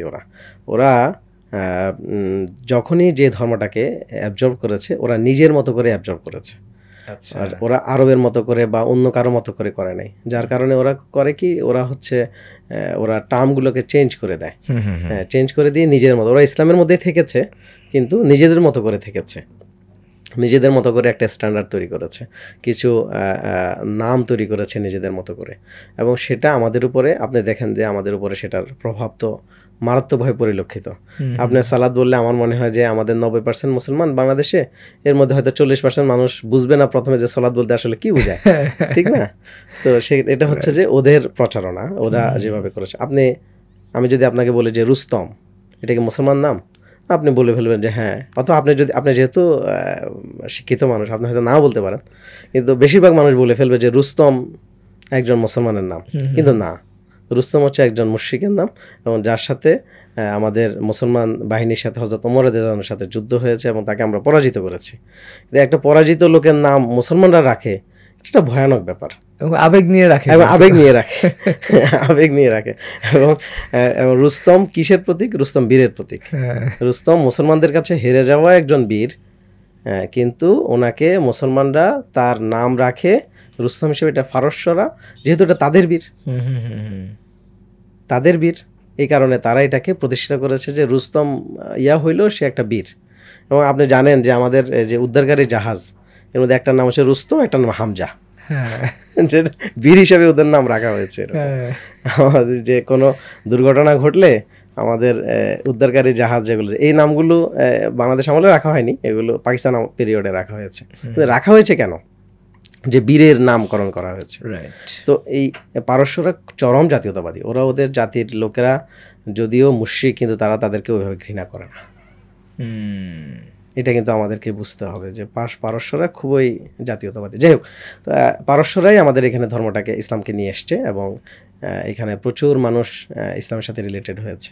তো ইসলামের সাথে রিলেটেড হওয়ার কারণে স্বাভাবিকভাবে এখানকার যে শাসকরা ছিল তাদের সাথে একটা সংঘাতের মধ্যে দিয়ে গিয়েছে, এবং এটা বাবা আদম শহীদ, ওনার নাম শহীদ যুক্ত আছে, ওনার নাম হচ্ছে বাবা আদম, উনি আরব থেকে আসছেন। আমাদের মুন্সিগঞ্জে ওনার কবর আছে, মসজিদ আছে ওনার নামে। বাবা আদম শহীদ সেন বংশ যখন আমাদের এখানে রাজত্ব করে, যে লক্ষণ সেন, এই যে হাসিনার আগে যে সর্বশেষ পালাই গেছিল, সে যে লক্ষণ সেন পালিয়েছে পিছনের দরজা দিয়ে, নৌকা দিয়ে, আর এরপর হেলিকপ্টার দিয়ে পালিয়েছে হচ্ছে যে শেখ হাসিনা। এর মাঝখানে আর কোনো বাঙালি শাসক পলায় নাই আর কি। যাই হোক, সেই লক্ষণ সেনের সেন বংশের যে শাসনামল, এই শাসনামলে এটা এনার রাজ্য, সেন রাজ্য। তো এই আর্যদের আমলে আমাদের এখানে প্রচুর মুসলমানদের উপর নির্যাতন হয়েছে, এবং এই নির্যাতনটা ভয়ঙ্কর, ভয়াবহ লেভেলের নির্যাতন। আমাদের এখানে যখন নির্যাতন চলে, তখন কিন্তু উত্তর ভারতে বা উত্তর হিন্দুস্তানে তখন কিন্তু মুসলমান শাসন চলছে। আচ্ছা, আমাদের এখানে যখন নির্যাতন চলে, তখন সেখানে মুসলমানদের শাসন চলছে। তারা কি আমাদেরকে সহযোগিতা করতে আসে? আমাদের এখান থেকে অনেকবার আবেদন নিয়ে গেছে। আপনারা জানেন যে শাহজালালের কথা জানেন, যে ওনার বুরহানুদ্দিনের ছেলের আকিকার জন্য গরু জবাইয়ের নিমিত্তে, গরু জবাইয়ের কারণে ওনার হাত কেটে ফেলা হয়েছে। সে অভিযোগে শাহজালাল এসে পরে সিলেট উদ্ধার করে দিল আমাদেরকে, ইয়েমেন থেকে আসছে। ওনার নাম হচ্ছে শাহজালাল ইয়েমেনি। হ্যাঁ, তো উনি ইয়েমেন থেকে ডিরেক্ট আসে নাই, উনি আসছে দিল্লি থেকে। তো দিল্লিতে মুসলমান শাসন তখন চলছে, এটা তো আপনিও জানার কথা, বা সবাই জানি আমরা। সেটা হচ্ছে যে আমাদের হাজ্জাজ বিন ইউসুফের জামাতা মোহাম্মদ বিন কাসিম হচ্ছে যে ভারতে প্রথম আক্রমণ করে, এরপরে হচ্ছে যে ভারতে দখল করে, এরপরে গৌরী সাম্রাজ্য, গৌরী সালতানাত, এরপরে কুতুবউদ্দিন আইবেক, এনারা শাসন কার্যক্রম এখানে পরিচালনা করছে। তাহলে বাংলা কেন মুসলমানদের অধীনে আসলো না? এখানে যখন গরু কোরবানি কিংবা অন্য কোনো ইস্যুতে, বিশেষ করে মুসলমান যেখানে মুশরিক এবং তাওহীদবাদীরা থাকবে, মুশরিক এবং মুসলমানরা থাকবে, সেখানে সংঘাত তো অনিবার্য। তো সেই অনিবার্য সংঘাতের ব্যাপারটা নিয়ে অনেকবারই দিল্লি শাসকদের কাছে বলা হয়েছিল, এখান থেকে অভিযোগ গিয়েছিল, মুসলমানরা অভিযোগ দিয়েছিল, কিন্তু সেটা এখান পর্যন্ত আসতে পারে নাই। যে কারণে আর্যরা আসতে পারে নাই, এটা নদী বিদ্যুৎ অঞ্চল হওয়ার কারণে নদীর একটা বিশাল বাধা এখানে বারবার মুসলমান বাহিনীকে আটকে দিয়েছিল, যার কারণে ওনারা এটা অতিক্রম করতে পারেন নাই। আচ্ছা আচ্ছা, এই কারণে দিল্লি থেকেও আসলে সেই মুহূর্তে সহযোগিতাটা করা যায়নি, অনেকবারই না সহযোগিতা করা যায়নি বা করা হয়নি এটা বললে ভুল হবে। ওনারা সহযোগিতা করতে চেয়েছেন কিন্তু ওনারা ব্যর্থ হয়েছেন। আচ্ছা বাংলা দখল করতে পারেন নাই ওনারা। তো এটা নিয়ে একটা ব্যাপক ঝামেলার মধ্যে ছিল। মুসলিম শাসকরা সবাই, বাংলার মুসলমানরা অনেক বেশি মানুষ মুসলমান হয়ে গেছে। বাংলার মানুষদের মধ্যে তো ওই যে আগে থেকেই একটা তাওহীদবাদীদের একটা যে ধারণা সেটা তো ছিলই, এবং তারা যারা মুশরিক হয়েছে তারা তো মুশরিকে ভালো কোনো পথ পায় নাই, তারা তো শূদ্র হিসাবে আছে। তো এই কারণে তারা খুব দ্রুতই, এই অঞ্চলের বেশিরভাগ মানুষ দ্রুত মুসলমান হয়ে যাওয়ার কারণ হচ্ছে যে এই অঞ্চলের মানুষেরা শূদ্র ছিল, অর্থাৎ সাবেক তাওহীদবাদী ছিল। তো যার কারণে যেটা হয়েছে সেটা হচ্ছে যে ওরা দ্রুতই মুসলমান হয়ে গেছে, এবং এই মুসলমান হয়ে যাওয়ার পরে তারা নির্যাতনের মুখোমুখি হয়েছে। এই নির্যাতন তারা স্থানীয়ভাবে যতটা পারে প্রতিরোধ করেছে, এবং এখানকার ব্যবসায়ী যারা বাইরে থেকে সেখানে বসবাস করা শুরু করেছে তারা তাদের বুদ্ধির আলোকে তারা এখানে সেনাবাহিনী তৈরি করেছে, এখান থেকে প্রতিরোধ করার চেষ্টা করেছে, কিন্তু সেগুলো বেশিরভাগই ব্যর্থ হয়েছে, এবং আমাদের এখানে অনেক শহীদ। আমি একজনের নাম বলেছি যে মুন্সিগঞ্জের বাবা আদম শহীদ। এরকম অনেক বাংলার জমিনে অনেক শাহাদাত, অনেক রক্ত, এবং এই ঘটনাই প্রায় 1200 পর্যন্ত আগে চলছিল। তো মানে হচ্ছে যে মুসলিম শাসনের যে 700 বছর বা ভারতের, তার একটা বড় অংশ আমরা তখনও পরাধীন অবস্থায় ছিলাম, আমরা মুসলমানরা স্বাধীন ছিল না। আচ্ছা। তো এটা নিয়ে যখন ঝামেলা চলছিল বাংলায় কীভাবে উদ্ধার করা যায়, এটা নিয়ে মুসলমান শাসকরা, বিশেষ করে আফগানিস্তানের শাসক, দিল্লির শাসক, এটা তো মূলত দিল্লি শাসকের উপরেই বেশি বর্তায়, তারপরে তার্কি শাসক যারা ছিল তাদের মধ্য থেকে এক ধরনের কোঅপারেশন তৈরি হয়েছে যে এটাকে কিভাবে উদ্ধার করা যায়। তো সেই প্রেক্ষিতে বিভিন্ন প্রচেষ্টা, সেই প্রচেষ্টারই একটা অংশ হিসেবে ইখতিয়ারউদ্দিন মোহাম্মদ বিন বখতিয়ার খিলজি আমাদের এখানে আসেন, এবং হচ্ছে যে তখন উনি বুঝছেন যে এটা লট বহর নিয়ে যাওয়াটা পসিবল হবে না, এটাকে যাইতে হবে সিঙ্গেলে। আচ্ছা। তখনই উনি চিন্তা করলেন আমি শুধু ঘোড়সওয়ারদের উপরে ভিত্তি করে আস্তে আস্তে যাব। তো ওনার যে প্ল্যানটা ছিল, উনি ভিন্ন কোনো জায়গা থেকে বড় কোনো সেনাবাহিনী নিয়ে বাংলার দিকে অগ্রসর হবেন, এইটা তো স্বাভাবিক নিয়ম যুদ্ধের। উনি এই স্বাভাবিক নিয়মের ব্যত্যয় ঘটিয়েছেন। উনি যেটা করেছেন সেটা হচ্ছে উনি নিজেদেরকে বণিক হিসাবে পরিচয় দিয়ে সমানে ঘোড়সওয়ারদেরকে নিয়ে ঢুকছে, এবং তাদেরকে রাজধানীর কাছাকাছি এসে একত্র করেছেন। আচ্ছা। এবং সেখানে যে পথটা দিয়ে উনি সেনাবাহিনীর মুখোমুখি হবে সেই পথটাও উনি ধরেন নাই। উনি একটা বন জঙ্গলের ভিতর দিয়ে রাস্তা ক্রিয়েট করে, উনি যোদ্ধারা তো আসলে মানচিত্র সম্পর্কে খুব ক্লিয়ার ধারণা রাখতো যে আসলে কোথা থেকে কোথায় যেতে হবে, কোথায় কীভাবে করতে হবে। উনি একটা বন জঙ্গলের ভিতর দিয়ে মূল রাস্তা না ধরে তিনি সেখানে হচ্ছে তার প্রায় 1000 ঘোড়সওয়ার নিয়ে উনি রওনা হয়েছেন। যে উনি, এটা অবশ্যই একটা রিস্কি কাজ, কারণ আপনি সারা দেশের অরক্ষিত রেখে শুধু আপনি একেবারে প্রাসাদ আক্রমণ করছেন, এটা খুবই রিস্কি কাজ। উনি এই রিস্কি কাজটা করেছেন কারণ হচ্ছে যে নর্মাল পন্থায় আসলে সফলতা পাওয়া যাচ্ছিল না, তখন উনি এই অ্যাবনর্মাল পন্থাটা অবলম্বন করলেন। এবং উনি এমন হতে পারতো যে উনি সেনাবাহিনীদের, লক্ষণ সেনের সেনাবাহিনীর ঘেরাওর মধ্যে পড়ে উনি প্রাণ হারাতে পারতেন, এটা বহুমুখী সম্ভাবনা ছিল, কিন্তু সেটা হয় নাই, এটা আল্লাহর রহমত আর কি। আচ্ছা আচ্ছা। তো উনি তখন হচ্ছে যে মাত্র 17 জনকে, মানে উনি এত দ্রুত ঘোড়া ছুটিয়েছেন, পিছনে কে আছে উনি এটার ধরে রাখতে পারেন নাই। মাত্র 17 জন ওনার সাথে তাল মিলাতে সক্ষম হয়েছে। এই 17 জন এসে হুট করে আপনার প্রাসাদের মুখে, মানে 17 জন হচ্ছে যখন প্রাসাদে আক্রমণ করে তখন হচ্ছে মাত্র 17 জন আছে, বাকিরা পিছনে আসতেছিল। আচ্ছা আচ্ছা। কিন্তু উনি 17 জন উপস্থিত হয়েছে। এই 17 জনকে দেখেই ইখতিয়ার আসছে পালাইতে হবে, এরকম একটা ভয়ের মধ্যে ওরা আগে থেকে ছিল। এটা কেন ছিল? ওরা আবার যেটা করে সেটা হলো কোষ্ঠী নির্ধারণ করে, ওরা ভাগ্য গণনা করে। আচ্ছা। লক্ষণ সেনেরা তো ভাগ্য গণনার একটা ইস্যু আছে। আমার এই বিষয়ে একটু টুকটাক অভিজ্ঞতা আছে। আমি জার্মানের একটা কোর্স করেছি এই বিষয়ে, যে আসলে বিষয়টা কি এটা বোঝার চেষ্টা করেছি। কারণ অনেক আমি দেখেছি ইতিহাস পড়তে গিয়ে, এটা আমার ইতিহাস পড়তে গিয়ে আমার জানা হয়েছে যে রাজারা প্রচুর ভাগ্য গণনা করতেন, এবং এই ভাগ্য গণনাগুলো বেশিরভাগ ক্ষেত্রেই ফিক্সড হয়ে যেত, মানে এটা হয়ে যেত আর কি। আচ্ছা। ফুলে যেত। তো এটা নিয়ে তখন এটা আমার কাছে এটা একটা সায়েন্স মনে হয়েছে, যে আমি তো সায়েন্সের স্টুডেন্ট ছিলাম, আমার কাছে মনে হচ্ছে এটা একটা সায়েন্স, এটা অ্যাবজর্ব করার ব্যাপার আছে। তো আমি জার্মানের একটা কোর্স করেছি, প্রায় 6 মাসের একটা কোর্স করেছি এই ইস্যুতে। তো সেখানেও কিছু পেয়েছি যে আসলে এটা একটা সায়েন্স, এটা কিছু সিমটম থেকে এটা আসলে অনুমান করতে পারে। তো এই সায়েন্স যারা জানতেন, এই বিজ্ঞান যারা জানতেন, তাদেরকে পালতেন হচ্ছে যে সমস্ত রাজারা, কারণ তারা এটার মাধ্যমে তাদের পরিকল্পনাগুলো সেট করতেন। লক্ষণ সেন তার এই যে জ্যোতিষীর মাধ্যমে জানতেন যে একজন মুসলিম বণিক তাকে এই সময়ের মধ্যে, এই অল্প কয়েক সময়ের মধ্যে, কয়েক বছরের মধ্যে তারে আক্রমণ করবে। তো ওরা ভীরু ছিল।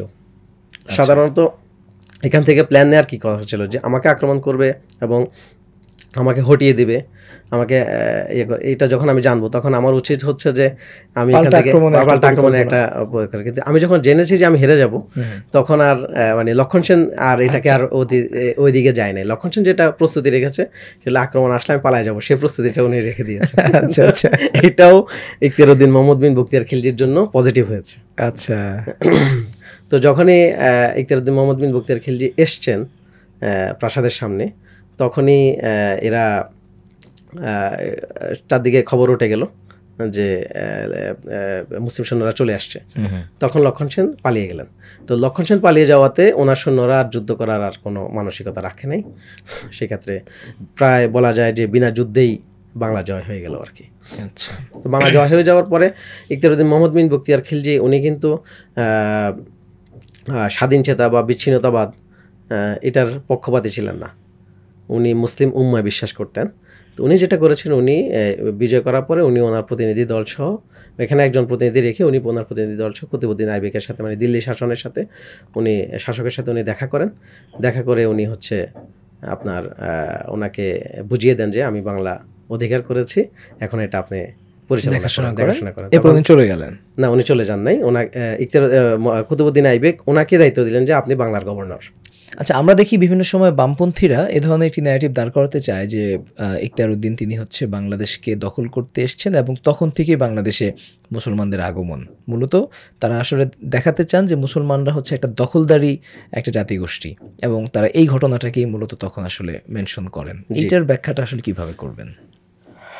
এটা তো আরও অনেক অভিযোগ আছে ইখতিয়ারউদ্দিনের বিরুদ্ধে। ইখতিয়ারউদ্দিনের বিরুদ্ধে আরেকটা অভিযোগ আছে যে উনি হচ্ছে যে ওই যে বুদ্ধ বিহারগুলো পুড়িয়ে দিয়েছেন। পশ্চিমবঙ্গে যে বুদ্ধ বিহার আছে, বিহার মানে বুদ্ধ বিহার মানে হচ্ছে যে বুদ্ধদের বিশ্ববিদ্যালয়। আচ্ছা আচ্ছা, বাংলাদেশে আছে কয়েকটা, এর মধ্যে ধরেন হচ্ছে যে সবচেয়ে বড়টা হচ্ছে ময়নামতি কুমিল্লায়। তো এই বিশ্ববিদ্যালয় এবং সেখানকার লাইব্রেরি পুড়িয়ে দিয়েছেন, এরকম একটা অভিযোগ ওনার বিরুদ্ধে আছে। এগুলো একেবারে সম্পূর্ণ বাজে কথা, এগুলোর কোনো ভিত্তি নেই। আসলে ওই যে আমাদের ইতিহাসগুলোকে বামপন্থীরা যেভাবে তৈরি করতে চায়, সেটার জন্য তারা যে ভালো শাসকগুলো রয়েছে সে ভালো শাসকের বিরুদ্ধে তাদের এই প্রচারণাগুলো আছে। এর মধ্যে একজন হচ্ছে ইখতিয়ারউদ্দিন মোহাম্মদ বিন বখতিয়ার খিলজি, যিনি এই ধরনের প্রচারণার শিকার হয়েছেন। এখন এই ধরনের প্রচারণাগুলো বা আমরা ইতিহাস শিখেছি, বাংলার ইতিহাস শিখেছি কার কাছ থেকে? নিহাররঞ্জন রায়। হ্যাঁ, আমি যখন আমার এক বড় ভাইয়ের কাছে গিয়েছিলাম, তো বললাম হচ্ছে যে আমি ইতিহাস নিয়ে কাজ করতে চাই। তখন উনি আমাকে বললেন হচ্ছে যে তুমি নিহাররঞ্জন রায়ের বইগুলো পড়ো।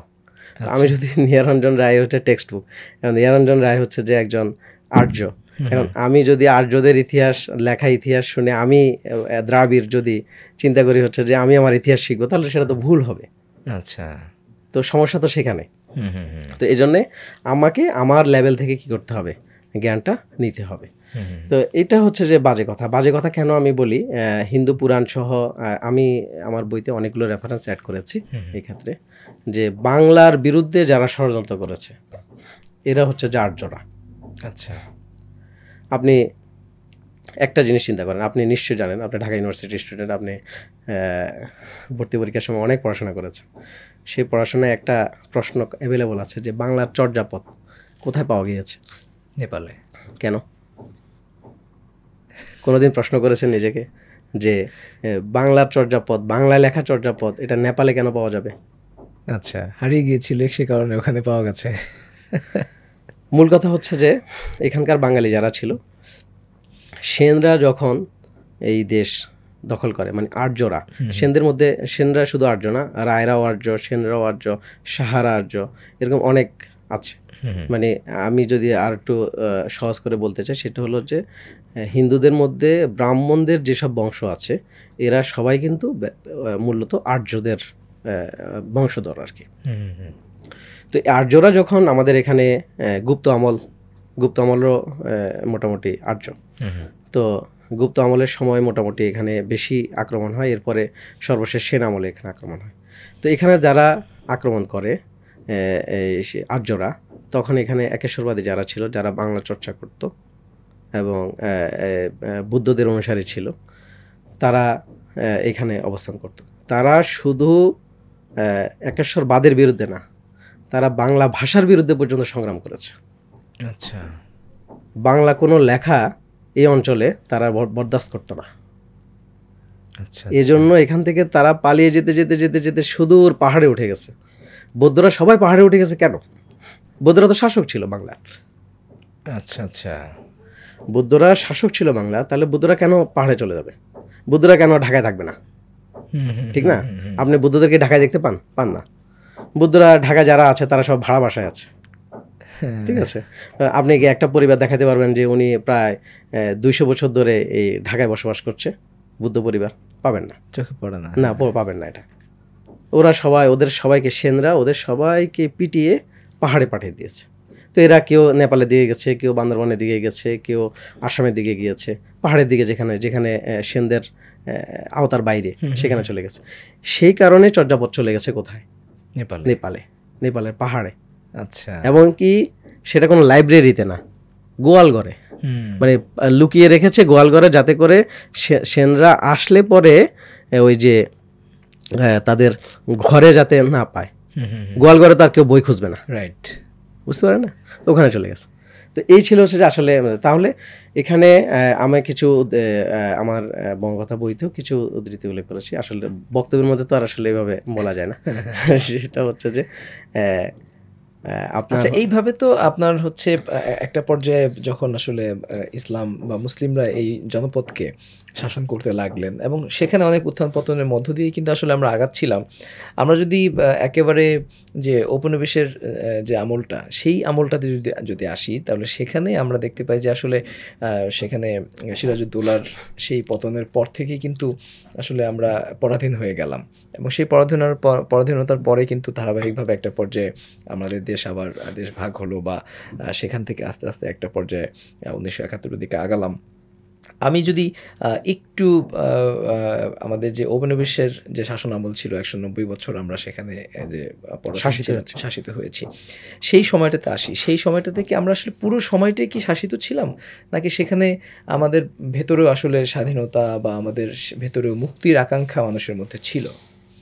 আচ্ছা, মুক্তির আকাঙ্ক্ষা তো অবশ্যই ছিল। আমরা ইংরেজদেরকে কখনোই ব্ল্যাঙ্ক চেক দিই নাই, বাঙালিরা অন্তত দেয় নাই। অন্য সব জাতিরা দিলেও বাঙালিরা দেয় নাই।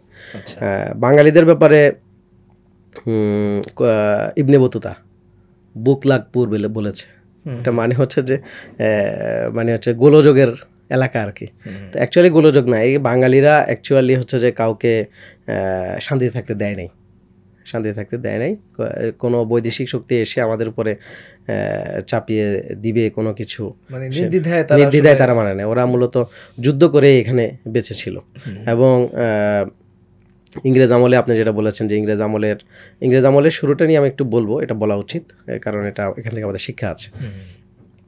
ইংরেজ আমলে তৎকালীন নোয়াখালী, যেহেতু আমি এখন নোয়াখালীর প্রতিনিধিত্ব করছি, তৎকালীন নোয়াখালী এবং ওই সময় কিন্তু সন্দ্বীপ যেটা আছে, সন্দ্বীপ এখন চট্টগ্রামের সাথে, কিন্তু সন্দ্বীপ তখন নোয়াখালীর সাথে ছিল। আচ্ছা, তো নোয়াখালী এবং সন্দ্বীপ ওই সময়টাতে তারা আলাদাভাবে বিদ্রোহ করেছে এবং তিনবার ইংরেজদের বিরুদ্ধে বিদ্রোহ করেছে। এই জিনিসটা আমরা অনেকেই জানি না। এবং তারা কিন্তু প্রায় 190 বছরের মধ্যে প্রায় 100 বছর কোনো খাজনা দেয় নাই। আচ্ছা আচ্ছা, কোনো ইংরেজদের ওই অঞ্চলটা ওরা ইংরেজদের খাজনা দিবে না, সোজা কথা। মানে তখন থেকে লড়াই করবে তারা, লড়াই এবং বিদ্রোহের ব্যাপারটা ছিল। আচ্ছা, এটা একটা ইস্যু। এটার আগে আমরা একটু পিছনের দিকে চলে আসি। আমরা শুরুতে বলেছিলাম যে আমাদের এই অঞ্চলটা ছিল ধনী অঞ্চল। এটাকে পশ্চিমারা বলতো ইস্ট ইন্ডিয়া। আচ্ছা, পশ্চিমারা বাংলাকে বলতো ইস্ট ইন্ডিয়া। তো ইস্ট ইন্ডিয়া নিয়ে তাদের অনেক স্বপ্ন, খ্রিস্টানদের, নাসারাদের। আমি যে সময়ের কথা বলছি 1600 সালের কথা। তো 1600 সালে ইস্ট ইন্ডিয়া বা 1600 সালে পুরো পৃথিবীতে সেকুলার রাষ্ট্র ছিল না। আচ্ছা, ওই সময় ছিল সব ধর্মভিত্তিক রাষ্ট্র। খ্রিস্টানরাও ধর্মভিত্তিক ছিল, আমরাও ধর্মভিত্তিক ছিলাম। তো তাদের যে লড়াইগুলো ছিল সেটাও ধর্মের জন্য লড়াই ছিল। তো খ্রিস্টানরা তখন থেকে প্ল্যান করেছে যে ইস্ট ইন্ডিয়াতে তাদের কিছু একটা করা দরকার। ইস্ট ইন্ডিয়াকে কোনোভাবে তারা কন্ট্রোলে আনতে পারছে না। এই যে পর্তুগিজরা আসছে, ভাস্কো দা গামার কথা আপনারা জানেন, বা অনেক সময় অনেক ব্যবসা করতে আসছে, কিন্তু কোনোভাবেই সেটা কন্ট্রোলে আনা যাচ্ছে না। পুরো পৃথিবীতে মোটামুটি কোনো না কোনো জায়গায় একটু কন্ট্রোল করা যায়, এই করা যায়, সেই করা যায়, কিন্তু ইস্ট ইন্ডিয়াতে কোনোভাবে তারা সফল হচ্ছিল না। এবং আল্লাহ রাসূলুল্লাহ সাল্লামের জন্মের আগেও তারা সফল হয়নি, হ্যাঁ, পরেও হয়নি, আগেও হয়নি, খ্রিস্টানদের কথা বলছি। তো তখন তারা 1600 সালে একটা প্ল্যান করে যে ইস্ট ইন্ডিয়া দখলের জন্য আমাদের একটা প্ল্যান করতে হবে। তো সেই প্ল্যানের আলোকে তারা হচ্ছে যে একটা ব্যবসায়ী গোষ্ঠী করে যে আমরা ব্যবসায়ী হয়ে সেখানে যাব, দেন হচ্ছে যে একটা সুযোগের অপেক্ষায় থাকবো, আর কিভাবে করা যায় সেটার জন্য ট্রাই করব। তো তখন যারা করে, তখন আমাদের বাংলা সহ আমাদের ভারত বা হিন্দুস্তান শাসন করছেন হচ্ছে জাহাঙ্গীর, মুঘল সম্রাট জাহাঙ্গীর তখন এটা শাসন করছেন। তো ওনারা এটা তৈরি করেন। ওই সময় যে রানী ছিলেন উনি, ওরা কয়েকজন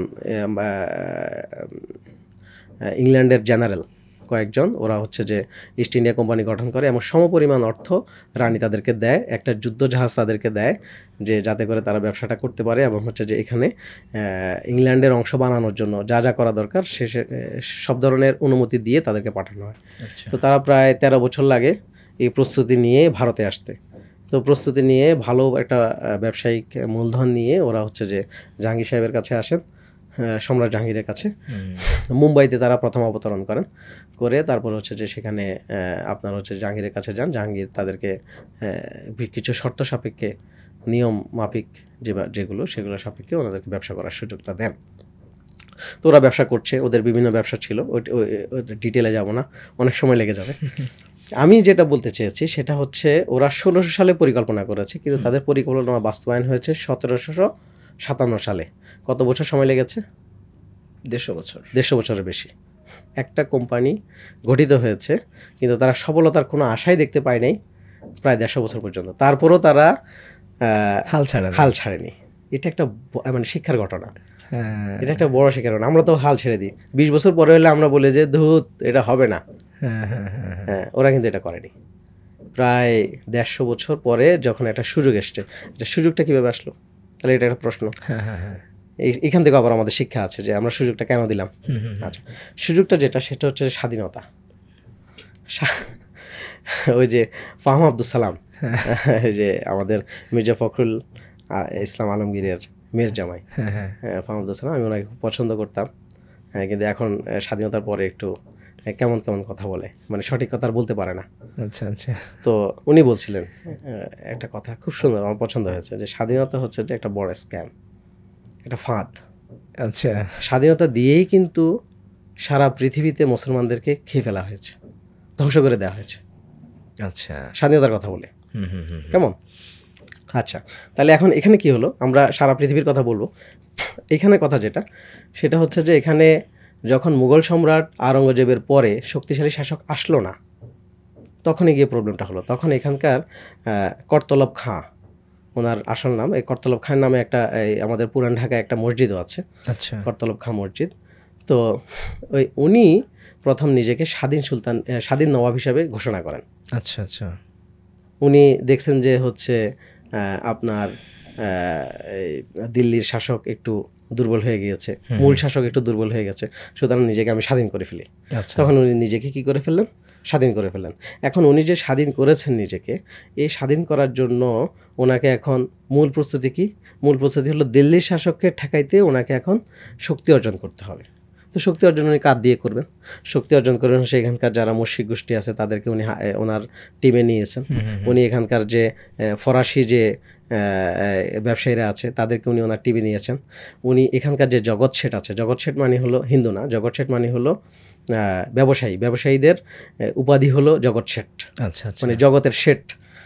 আচ্ছা আচ্ছা, বুঝতে বুঝতে পেরেছেন? তো জগৎ শেঠদেরকে মানে ব্যবসায়ীদেরকে, এখন যেরকম বসুন্ধরা, মেঘনা, এরকম যারা ক্ষমতাশালী ব্যবসায়ী আছে, এরকম ব্যবসায়ীদেরকে উনি ওনার হাত করেছেন, তারপরে ইংরেজদেরকে হাত করেছেন। এর মধ্যে একটা শক্তিশালী পার্ট হলো ইংরেজ। তো এখন দিল্লি শাসক থেকে যেহেতু আমি স্বাধীনতা ঘোষণা করলাম, দিল্লি শাসক আমাকে দখল করতে আসবে, এটা খুবই স্বাভাবিক, এটা তো তার দায়িত্ব। এটা কি মানে আওরঙ্গজেবের পরে 1720 সালে সম্ভবত। তো ইনি তখন যেটা করলেন সেটা হচ্ছে যে ইংরেজদের কাছে যখন এই যে ইস্ট ইন্ডিয়া কোম্পানি যে সুযোগের অপেক্ষা করছিল 150 বছর ধরে, তার কাছে গেলেন যে আমি তো একটা বিপদে আছি, তাহলে তোমাকে আমার হেল্প করতে হবে। তো ওরা তো স্বাভাবিক, অবশ্যই হেল্প করবো আপনাকে, আপনার কি লাগবে? বলেছে আমাকে তো ওরা যুদ্ধ করতে আসে, যুদ্ধ করতে হবে, ঠিক আছে যুদ্ধ করবো, কত সৈন্য দিতে হবে দিব। তো কত সৈন্য দিতে হবে সেটা দিব। তা এর মাধ্যমে সে কি করতেছে, সৈন্য আনার অনুমতিটা পেয়ে গেল। কিন্তু আওরঙ্গজেব বলছে যে, আওরঙ্গজেব না, ওই যে সম্রাট শাহজাহান, ভুল হচ্ছে, জাহাঙ্গীর, সম্রাট জাহাঙ্গীর যখন তাদেরকে অনুমতি দিয়েছে, তখন কিন্তু অনুমতি দিয়েছে তোমরা কোনোভাবেই কোনো সৈন্য তোমাদের ব্যবসায় ইয়াতে রাখতে পারবে না, শুধু নিরাপত্তা রক্ষীর জন্য অনুমতি সাপেক্ষে 5 জন 10 জন এভাবে তোমরা রাখতে পারবে।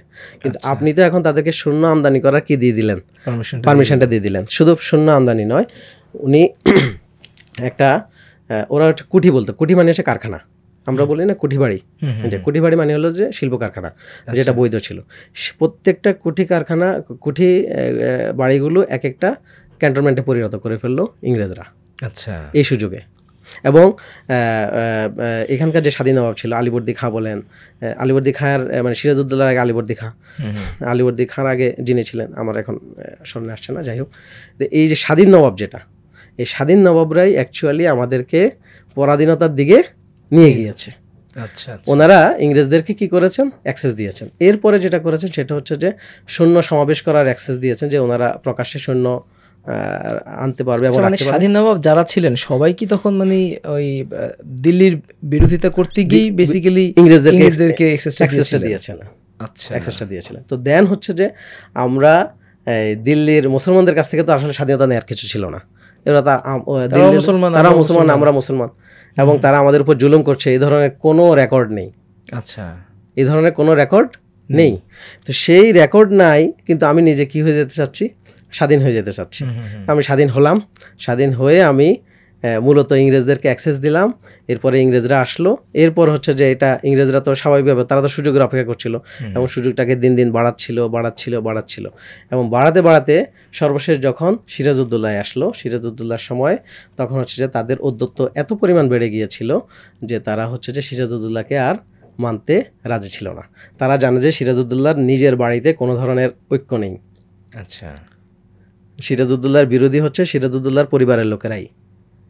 এটা যখন ইস্ট ইন্ডিয়া খুব ভালো করে জানতো, এটা সবাই জানতো, সবাই দেখতে পেয়েছে। ওর তো কয়েকবারই যুদ্ধ করেছে, শওকত জংয়ের সাথে আরও কয়েকজনের সাথে যুদ্ধ করেছে, তার খালা গসেটি বেগম, এরা আছে। আমলাদের মধ্যে একটা বড় অংশ ওর অনুসারী ছিল না। সব বিষয় মিলে তারা যখন দেখলো যে সিরাজউদ্দৌলার ক্ষমতাটা দুর্বল হয়ে আছে, এতে সে নিজেই গৃহযুদ্ধে মধ্যে আবর্তিত, তখন তারা এই সুযোগটাকে কাজে লাগিয়েছে এবং হচ্ছে যে নবাবের প্রকাশ্য বিরোধিতা করা শুরু করেছে, এবং হচ্ছে যে কলকাতা বন্দরকে ওরা নিজেদের দখলে নিয়ে আসার জন্য একটা ট্রাই করেছে। তো সেই পরে হচ্ছে যে কলকাতা বন্দরকে মুক্ত করার জন্য সিরাজউদ্দৌলা গেল, এবং এর সাথে একটা যুদ্ধ হলো। যুদ্ধে সিরাজউদ্দৌলা জিতলো, কিন্তু সিরাজউদ্দৌলার অবস্থা সম্পর্কে আরও ক্লিয়ার হয়ে গেল ইংরেজরা, এবং তারই ধারাবাহিকতায় তারা হচ্ছে যে তারা হাত করেছে যে অমুককে যদি আমি আমার হাতে নিয়ে আসতে পারি, অথবা হচ্ছে যে তাদেরকে যদি মানে ইংরেজরা তখন বুঝতে পেরেছে যে তার বিরুদ্ধে অবস্থানকারী লোক রয়েছে এবং তাদেরকে আমরা ব্যবহার করতে পারবো।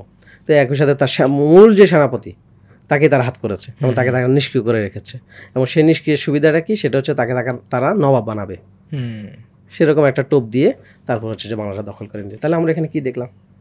আমরা দেখলাম হচ্ছে স্বাধীনতাই আমাদেরকে কি করেছে, পরাধীন বানিয়েছে। আপনাকে স্বাধীনতার নাম করে যারা কথা বলে, আপনি মনে করবেন হচ্ছে যে কোনো মুসলমান যদি স্বাধীনতার কথা বলে, তাহলে আপনি মনে করবেন হচ্ছে সে আসলে বিদেশি কোনো এজেন্ডা বাস্তবায়ন করছে। মুসলমানরা কি নিয়ে কথা বলবে? তাহলে মুসলমানরা বলবে যে আমরা ঐক্যবদ্ধ থাকবো, আমরা এক উম্মায় বিশ্বাসী থাকবো। এটা মুসলমানদেরকে বলতেই হবে। যদি কোনো মুসলমান বলে যে না আমরা ঐক্যবদ্ধ থাকবো না, আমরা আলাদা হয়ে যাব, আমরা বিচ্ছিন্ন হয়ে যাব, আমরা স্বাধীন হয়ে যাব, তখন আপনি বুঝে নিতে হবে যে সে মুশরিকদের দালালি করছে অ্যাকচুয়ালি। এবং আপনি এই বক্তব্যটাই হয়তো 1971 এসে আবার দেব। আচ্ছা আচ্ছা ওকে, আমি আবার একটু অন্যান্য রাষ্ট্রের কথা বলি। আপনারা জানেন যে 1923 সালে আমাদের খেলাপটটা ভেঙে গিয়েছে। খেলাপটটা ভাঙার আগে ইংল্যান্ডের মূল সূত্র ছিল হচ্ছে যে ওসমানী খেলাপথ। আপনি যদি ইতিহাসটা একটু দেখেন, মূল সূত্র ছিল ওসমানী খেলাপথ। ওরা ওসমানী খেলাপথের বিরুদ্ধে অনেকগুলো ফ্রন্টে যুদ্ধ করতো। রাশিয়া ফ্রন্টের যুদ্ধ করতো, ইউরোপের ফ্রন্টের যুদ্ধ করতো, আরবের ফ্রন্টের যুদ্ধ করতো, পারতো না। অনেক বছর ধরে তারা তুর্কিদেরকে কন্ট্রোল করতে পারেনি। তখন তাদের মধ্যে একটা নতুন চিন্তার, ওরা তো এটা নিয়ে গবেষণা করছে একের পর এক। ওদের ইউনিভার্সিটিগুলোকে ওরা কাজে লাগিয়ে দিয়েছে হচ্ছে মুসলমানদেরকে আমরা কীভাবে হারাবো। আচ্ছা, তো এই যে গবেষণা, এর মধ্যে অনেক গবেষণার কথা আমি বলতে পারি। যেমন বীজ নিয়ে ওরা একটা ষড়যন্ত্র করেছে, মুদ্রা ব্যবস্থা নিয়ে একটা ষড়যন্ত্র করেছে, অনেকগুলো ব্যাপার আছে, কিন্তু এগুলো কোনোটাই খুব একটা কাজে দেয়নি। কাজে দিয়েছে কোনটা? জাতীয়তাবাদ। আচ্ছা আচ্ছা, কি কাজে দিয়েছে? যেমন আরবদেরকে বলছে তোমরা মিয়া আরব, তোমরা কেন তার্কিদের অনুসরণ করবা? হ্যাঁ, তোমরা তার্কিদের কেন অনুসরণ করবা? এই জিনিসটা প্রথম শিখিয়েছে ইংরেজরা মুসলমানদেরকে বিভাজন করার জন্য। তো ওদেরকে বলছে তোমরা স্বাধীন হতে হবে তোমাদেরকে। আরবরা কি হলো? স্বাধীন হলো। আরবরা স্বাধীন হওয়ার জন্য কার সাহায্য নিল? ইংল্যান্ডের সাহায্য নিল। এখন যে জর্ডানের বাদশা আছে, ওনার যে পূর্বপুরুষ, তারাই হচ্ছে যে প্রথম টোপের লোক।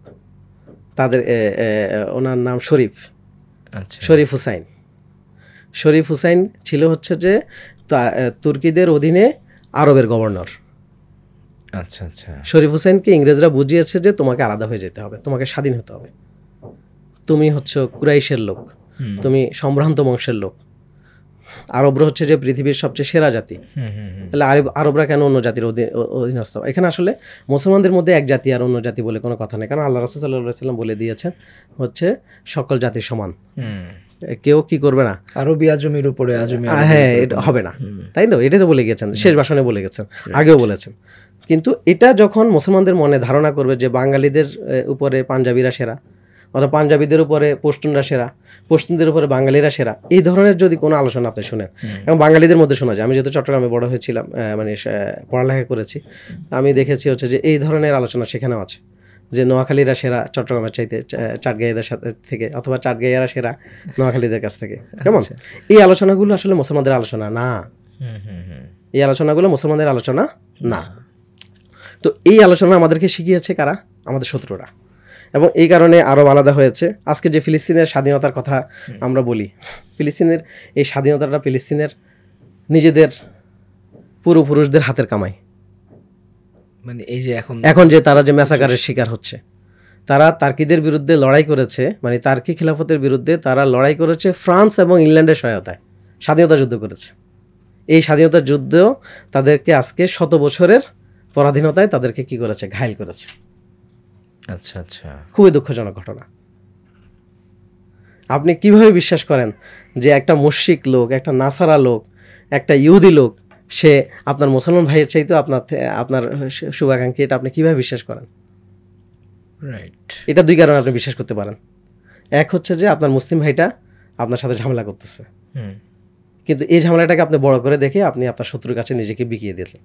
এটা একটা কারণ হতে পারে। দুইটা কারণ হতে পারে হচ্ছে যে আপনি বোকা। 3 নম্বর কারণ হতে পারে যে হচ্ছে যে আপনি আসলে শত্রু, আপনি নিজে মুসলমান কিন্তু আপনি মুসলমানদের শত্রু। এটাও হইতে পারে, অস্বাভাবিক কিছু না। তো মূল কারণ হচ্ছে দুইটা।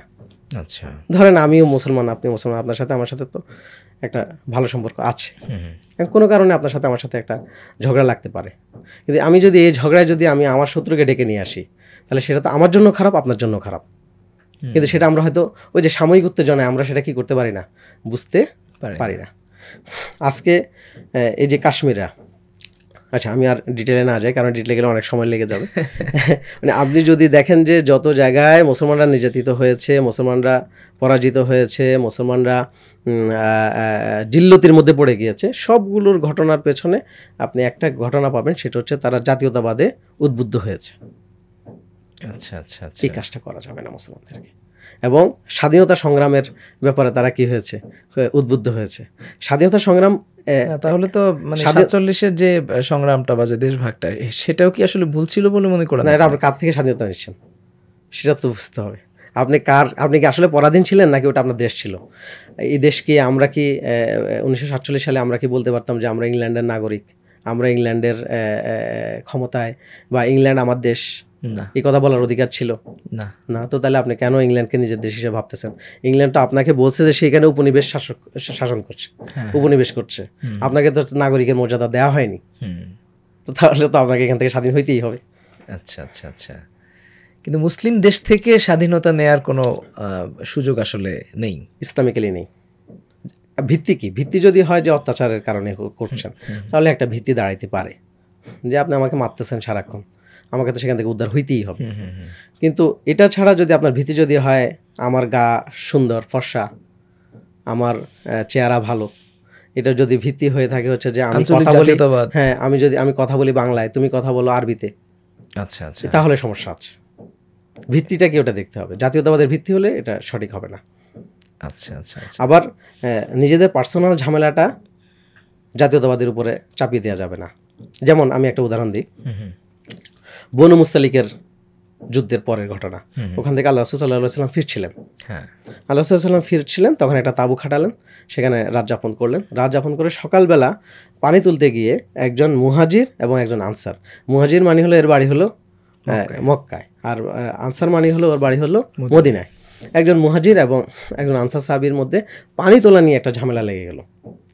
তো পানি তোলা নিয়ে ঝামেলা লাগতেই পারে, এক জায়গায় থাকতে গেলে একটু সমস্যা হইতেই পারে। তো সেই সমস্যার কারণে ওনারা কি করলেন, একজন মুহাজির আনসারদেরকে ডাকলেন, আরেকজন মুহাজিরদেরকে ডাকলেন। তারপর দুই পক্ষ মিলে একসাথে মারামারির উপক্রম হলো। আর ওর মধ্যে যারা সন্ত্রাস, তারা আবার হচ্ছে যে সেটাকে আবার উস্কে দিল। আমি এখানে বলেছিলাম যে দুই ধরনের লোক পাওয়া যাবে, একটা হচ্ছে বোকা, বুঝে না, আরেকটা হলো সন্ত্রাস। আচ্ছা আচ্ছা, ঠিক আছে। তো ওই সন্ত্রাস হচ্ছে আব্দুল্লাহ ইবনে উবাই, সে উস্কে দিল। এটা আপনি জানেন, ঘটনাটা খুবই মশহুর একটা ঘটনা, পপুলার একটা ঘটনা। তখন আল্লাহ রাসূল সাল্লাল্লাহু আলাইহি ওয়াসাল্লাম বের হয়ে আসলেন। বের হয়ে এসে বলে যে কে এই হিংস্র জাতীয়তাবাদের দিকে আহ্বান করছে, কে জাহিলিয়াতের দিকে আহ্বান করছে, কে তোমরা? তখন খুব বকা দিলেন সবাইকে, খুব বকা দিলেন, এবং খুব আল্লাহ রাসূল সাল্লাল্লাহু আলাইহি ওয়াসাল্লাম সহজে রাগান্বিত হতেন না। সাহাবারা বলছেন যে আল্লাহ রাসূল সাল্লাল্লাহু আলাইহি ওয়াসাল্লামের চেহারা এত রাগান্বিত হয়েছিল জাতীয়তাবাদের দিকে যখন আহ্বান করছিল, যে আমাদেরকে মুহাজিরা মেরে ফেলতেছে, তোমরা আগায় আসো, এই আমাকে আনসাররা মেরে ফেলতেছে, তোমরা আগায় আসো। এখানে আনসার মুহাজিরের যুদ্ধ তো ছিল না। রাইট, আপনি আপনার ব্যক্তিগত সমস্যাটাকে নিয়ে গেলেন কোথায়? আনসার মুহাজিরের দিকে, জাতীয়তাবাদের দিকে নিয়ে গেলেন। আল্লাহ রাসূল সাল্লাল্লাহু আলাইহি ওয়াসাল্লাম এত ক্ষিপ্ত হয়েছিলেন, আল্লাহ রাসূল সাহাবারা বলছিলেন যে ওনার মুখ রক্তবর্ণ হয়ে গেছে, লাল হয়ে গেছে, এত রাগান্বিত হয়েছেন যে জাতীয়তাবাদে। আল্লাহ রাসূল সাল্লাল্লাহু আলাইহি ওয়াসাল্লাম তো কোনো স্ল্যাং ইউজ করেন না, করেন না, উনি তো অত্যন্ত মিষ্টি ভাষা সুন্দর। কিন্তু আল্লাহ সাল্লাল্লাহু আলাইহি ওয়াসাল্লামের একটা স্ল্যাং পাওয়া যায় শুধু জাতীয়তাবাদের ইস্যুতে, একটা স্ল্যাং পাওয়া যায়, অনলি একটা স্ল্যাং। আচ্ছা, এটাকে এত অপছন্দ করতেন আল্লাহ রাসূল সাল্লাল্লাহু আলাইহি ওয়াসাল্লাম, কারণ আল্লাহ রাসূল সাল্লাল্লাহু আলাইহি ওয়াসাল্লাম জানতেন যে জাতীয়তাবাদের মাধ্যমেই কিন্তু তার মুসলিম উম্মাহটা ভেঙে যাবে, ঐক্যটা নষ্ট হয়ে যাবে।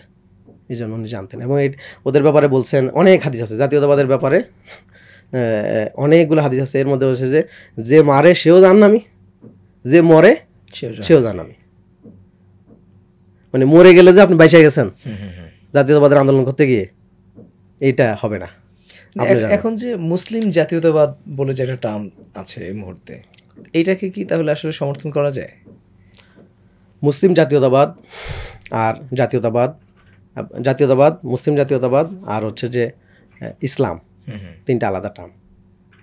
আচ্ছা আচ্ছা, এখন আল্লাহ রাসূল সাল্লাল্লাহু আলাইহি ওয়াসাল্লামের কাছে একটা সাহাবী আসলো, সাহাবী না, ভুল বলছি, একটা ইহুদি আসলো। একটা ইহুদি এসে একজন সাহাবীর বিরুদ্ধে উনি অভিযোগ করলেন যে আপনার এই অনুসারী, আপনার এই সাহাবী আমার এই ক্ষতি করেছে। আল্লাহ রাসূল সাল্লাল্লাহু আলাইহি ওয়াসাল্লাম দুজনকে ডাকলেন, শুনলেন, শুনে ইহুদির পক্ষে রায় দিলেন। আল্লাহ রাসূল দুজনকে ডাকলেন, ডেকে ইহুদির পক্ষে রায় দিলেন। এটা হচ্ছে ইসলাম। ওকে। আর মুসলিম জাতীয়তাবাদটা কি? মুসলিম জাতীয়তাবাদ হচ্ছে সে যেহেতু মুসলমান, তাহলে ওরা এখান থেকে কী করে দিতে হবে? বাঁচায় দিতে হবে। এটা খারাপ। আচ্ছা আচ্ছা, বুঝতে পেরেছেন? তো আপনি যদি বলেন হচ্ছে যে মুসলমান হিসাবে আপনার কাছ থেকে সে ন্যায় বিচার পাবে না, ফেভার পাবে, তাহলে এটা হবে না। ন্যায় বিচার পাইতে হবে। এটাকে আপনি মুসলিম জাতীয়তাবাদ, এটাকে আমি মুসলিম জাতীয়তাবাদ। আপনার মুসলিম জাতীয়তাবাদ একটা অংশ পর্যন্ত হয়তো ভালো দেখায়, শুনতে ভালো দেখায়, কিন্তু অ্যাকচুয়ালি আসলে এটা ভালো হবে না। যে মুসলমান হইলেই যে সে আমার জন্য ভালো, যেমন মনে করেন হচ্ছে আমি জামাত করি, কেমন এখন আমার কাছে একটা লোক আসলো, সে জামাতের লোক, এসে বললো যে ভাই আপনি একটু তদবির করে দিলে আমার ওখানে চাকরিটা হয়ে যায়। হ্যাঁ, আমি তদবির করে দিলাম। এটা হলো জামাতি জাতীয়তাবাদ, জায়েজ নাই। কারণ আমি তদবির করার মাধ্যমে যদি সেখানে একজন যোগ্য প্রার্থী বঞ্চিত হয় তাহলে এটা অপরাধ। ইসলাম এই ইনসাফের বিরুদ্ধে যায় না। আমি মনে করি যে আপনি মনে হয় উত্তরটা একটা নিতে পেরেছেন এখান থেকে। জি, আহমেদ ভাই, আপনি মুসলিম জাতীয়তাবাদ নিয়ে বলছেন এবং আমরা এই মুহূর্তে আমাদের দেশে জাতীয়তাবাদী আলোচনা যখনই হয় সেই আলোচনার গোড়াপত্তনটা অনেক সময় দেখা যায় যে 47 থেকে শুরু হয়। বিভিন্ন সময় এই 47 নিয়ে আমাদের মানুষের মধ্যে একটা দুই ধরনের বক্তব্য আমরা দেখি। অনেকে বলে এটি একটা রং ডিসিশন ছিল, অনেকেই আবার এটিকে সাপোর্ট করে। আসলে আপনার জায়গা থেকে আপনি কিভাবে মূল্যায়ন করেন যে 47 যে দেশভাগ বা দ্বিজাতি তত্ত্ব, এই টু নেশন থিওরিটা আসলে আমাদের বাংলাদেশের জন্য, বাঙালি জাতিসত্তার জন্য কতটুকু উপযুক্ত ছিল? আচ্ছা, আমরা বলেছিলাম যে আমাদের এখানকার লড়াইটা হচ্ছে মুশরিক এবং মুসলিমের লড়াই। তো মুশরিক এবং মুসলিমের লড়াই অল্প কিছু সময়ের জন্য একটু পজ হয়ে গিয়েছে যখন নাসারারা আমাদের উপরে চেপে বসেছে। কারণ নাসারা যখন চেপে বসেছে তখন যদিও মুশরিকদেরকে বলতে হচ্ছে ইস্ট ইন্ডিয়া কোম্পানি, খ্রিস্টান যারা, তো ইংল্যান্ড, তো ওরা যখন আমাদের উপর চেপে বসেছে তখন হচ্ছে যে প্রাথমিক 10 থেকে 15 বছরের মধ্যেই আমাদের এখানে যে একটা ম্যাসাকার তৈরি হয়েছে, ওদের অব্যাহত লুটপাটের কারণে আমাদের এখানে যে দুর্ভিক্ষ তৈরি হয়েছে এবং আমরা যে গরিব রাষ্ট্রে পরিণত হয়ে গিয়েছি, এবং তারা তো অনেকগুলো কাজ করেছে। তাদের নিয়ে তো তারা যে আমাদের উপর যে একটা দীর্ঘমেয়াদী জুলুম চাপিয়ে দিয়েছে, সেই জুলুম থেকে আমরা এখনও মাথা তুলে দাঁড়াতে পারিনি। কারণ তারা আমাদের শিক্ষা আমাদের কাছ থেকে কেড়ে নিয়েছে, আমাদের প্রযুক্তিগত যে জ্ঞান ছিল সেটা আমাদের কাছ থেকে কেড়ে নিয়েছে, ইত্যাদি অনেক কাজ করেছে। তো তখন এই অঞ্চলের মুসলমানদের মধ্যে এবং মুশরিকদের মধ্যে সাময়িক একটা জোটবদ্ধতা দেখা গিয়েছে। আচ্ছা, সেই জোটবদ্ধতার মধ্য দিয়ে এখানে একটা মিলমিশ এবং একসাথে পরবর্তী 100 বছর পরে 1757 পরে 1857 সালে যে মহাবিদ্রোহটা হয়, সে সেনা বিদ্রোহ বলা হয়, সেই বিদ্রোহে কিন্তু হিন্দুরাও যুক্ত হয়েছে। হিন্দু বলতে আমি মুশরিকদেরকে বুঝিয়েছি, মুশরিকরাও যুক্ত হয়েছে, মুসলমানরা যুক্ত হয়েছে।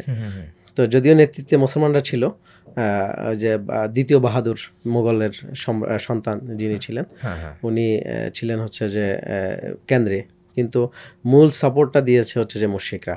মুশরিকরা সবচেয়ে বেশি এখানে, যেহেতু মুশরিকদের সংখ্যাও বেশি, তারা এফোর্টও দিয়েছে বেশি। আচ্ছা, তো এই যে মহাবিদ্রোহ হয়েছিল সে সময়, সেই বিদ্রোহটার পরে মুসলমান এবং মুশরিকদের মধ্যে আন্তরিকতাটা আর একটু বেড়ে গিয়েছিল। তো বেড়ে গিয়েছিল, কিন্তু এইটা সাময়িক ছিল। তো দুই পক্ষ চেয়েছিল যে আমরা আপাতত খ্রিস্টানদের হাত থেকে মুক্তি চাই। তো খ্রিস্টানদের হাত থেকে মুক্তি চাওয়ার যে বিষয়টা, সেটা নিয়ে তারা দুই পক্ষ এক ছিল এবং দুই পক্ষ একসাথে আন্দোলন করছিল। আন্দোলনের সূত্র ধরে এটা চলছিল। এর মধ্যে 1905 সালে একটা ঘটনা ঘটে। আচ্ছা, 1905 সালে বঙ্গভঙ্গ হয়। বঙ্গভঙ্গটা কেন হয় সেটা হচ্ছে যে, আমি তো আগে বলেছি আপনাকে যে বাংলাকে কন্ট্রোল করা যাচ্ছিল না। যদিও বাংলা তখন ছিল হচ্ছে ইংরেজদের রাজধানী, টোটাল হিন্দুস্তানের রাজধানী ছিল বাংলা, মানে কলকাতা ছিল টোটাল রাজধানী। আচ্ছা, পুরো হিন্দুস্তানের রাজধানী ছিল কলকাতা। ইংরেজরা কলকাতাকে তাদের রাজধানী হিসেবে ফিক্সড করেছে। তো কলকাতা তো বাংলাই, তো সে কারণে বাংলাকে তারপর তারা কি রাজধানী কন্ট্রোল করা যাচ্ছে না, রাজধানীর যে প্রদেশ সেটাই কন্ট্রোল করা যাচ্ছে। এটা তো একটা ভয়ঙ্কর বিষয়। তো ওরা এটা নিয়ে অনেক গবেষণা করে চিন্তা করে হচ্ছে যে পূর্ববঙ্গ এবং আসামকে আলাদা একটা রাজ্যে যদি বানিয়ে দেওয়া যায়, তাহলে হচ্ছে সেখানে আলাদা প্রশাসক, আলাদা পুলিশ বাহিনী ইত্যাদি যদি করা যায়, তাহলে হচ্ছে কন্ট্রোলিংটা আর একটু বাড়বে। এই প্রসঙ্গে তারা এটাকে আলাদা করে। এটাকে অ্যাকসেপ্ট করেন হচ্ছে যে আমাদের ঢাকার নবাব, উনি এটাকে অ্যাকসেপ্ট করেন ভিন্নভাবে। উনি ভেবেছেন যে আসলে কোনোভাবে, নবাব সলিমুল্লাহ সাহেব, উনি আসলে ভেবেছেন যে কোনোভাবেই আসলে ইংরেজদেরকে এখান থেকে তাড়ানো যাবে না, মানে উনি একরকম পরাজয় স্বীকার করে নিয়েছেন। তো তাহলে যেটা করতে হবে সেটা হচ্ছে যে ইংরেজদের সাথে সহযোগিতা করে মুসলমানদের কিভাবে উন্নয়ন করা যায় এই বিষয়টা আমাদেরকে ভাবতে হবে। আচ্ছা, তো উনি এই ভাবা থেকে উনি এটাকে স্বাগত জানিয়েছেন এবং হচ্ছে যে উনি এখানকে ঢাকায় যাতে একটা আলাদা প্রদেশের রাজধানী হয় সেটার জন্য উনি প্রচেষ্টা চালিয়েছেন এবং হচ্ছে যে অন্যান্য বিষয়গুলো মুসলমানদেরকে বোঝাচ্ছে। ওনার এক ভাই আবার এটার বিরুদ্ধে বিদ্রোহ করছিল যে না, এটা করা যাবে না, আমরা এক প্রদেশকে আলাদা করতে দিব না, ঢাকাকে রাজধানী করতে দিব না, ঢাকা যদি রাজধানী হয় তাহলে ইংরেজরা আমাদের উপর এখানে আর একটু চেপে বসবে এবং আমরা এখন যতটা স্বাধীন আছি তখন আর স্বাধীন থাকতে পারবো না, ইংরেজের কথায় উঠতে হবে, বসতে হবে ইত্যাদি বিষয়টা ওনারও আরেক ভাই এটার বিরুদ্ধে কথা বলছিল। আচ্ছা আচ্ছা আচ্ছা। কিন্তু নবাব সলিমুল্লাহ সবাইকে বোঝাচ্ছিলেন যে এটাতে আসলে আমাদেরই লাভ, আচ্ছা, ঢাকা যদি রাজধানী হয়, একটা প্রাদেশিক রাজধানী হয়, তাহলে এটা আমাদের লাভ, এটা উনি বোঝাচ্ছিলেন। ওনার এই বুঝটা বেশিরভাগ মুসলমানরাই মেনে নিয়েছে। মুসলমানরা যখন এই বুঝটা মেনে নিয়েছে তখনই মুশরিকরা খেপে গিয়েছে। আচ্ছা, এটা একটা ভয়ঙ্কর বিষয় যে 1905 সালে যখন প্রথম আলোচনার বিষয়টা আসে তখন সবাই খুশি হয়েছিল, এই হিন্দুদের ভালোই লেগেছে যে ওখানে মুসলমানরা একটু বেশি ডিস্টার্ব করতেছে, তাদেরকে কন্ট্রোল করা যাবে।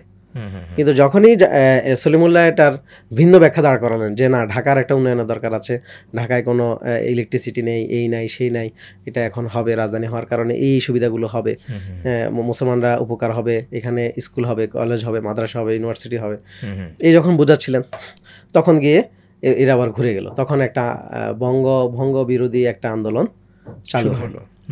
এই চালুতে মুসলমানরা অবাক হয়ে গেল যে এরা তো আমার ভাই ছিল, এই মুশরিকরা তো এত এই 5 সালের আগ পর্যন্ত আমার ভাই ছিল, ওরা এখন আমার বিরুদ্ধে আন্দোলন করলো কেন? এই যে আমাদের এখানে সূর্য সেন, প্রীতিলতা ওয়াদ্দেদার, এই এদের যারা নাম শোনা যায় এবং যাদেরকে স্বাধীনতাকামী হিসাবে চিহ্নিত করা হয়, এরা আসলে ছিল হচ্ছে যে মূলত হিন্দুত্ববাদী আন্দোলনের নায়ক। ওরা মুসলমান বিরোধী আন্দোলন করেছিল, কিন্তু ওদেরকে আমরা এখন মনে করেছি ওরা আমাদের স্বাধীনতা সংগ্রামের লোক।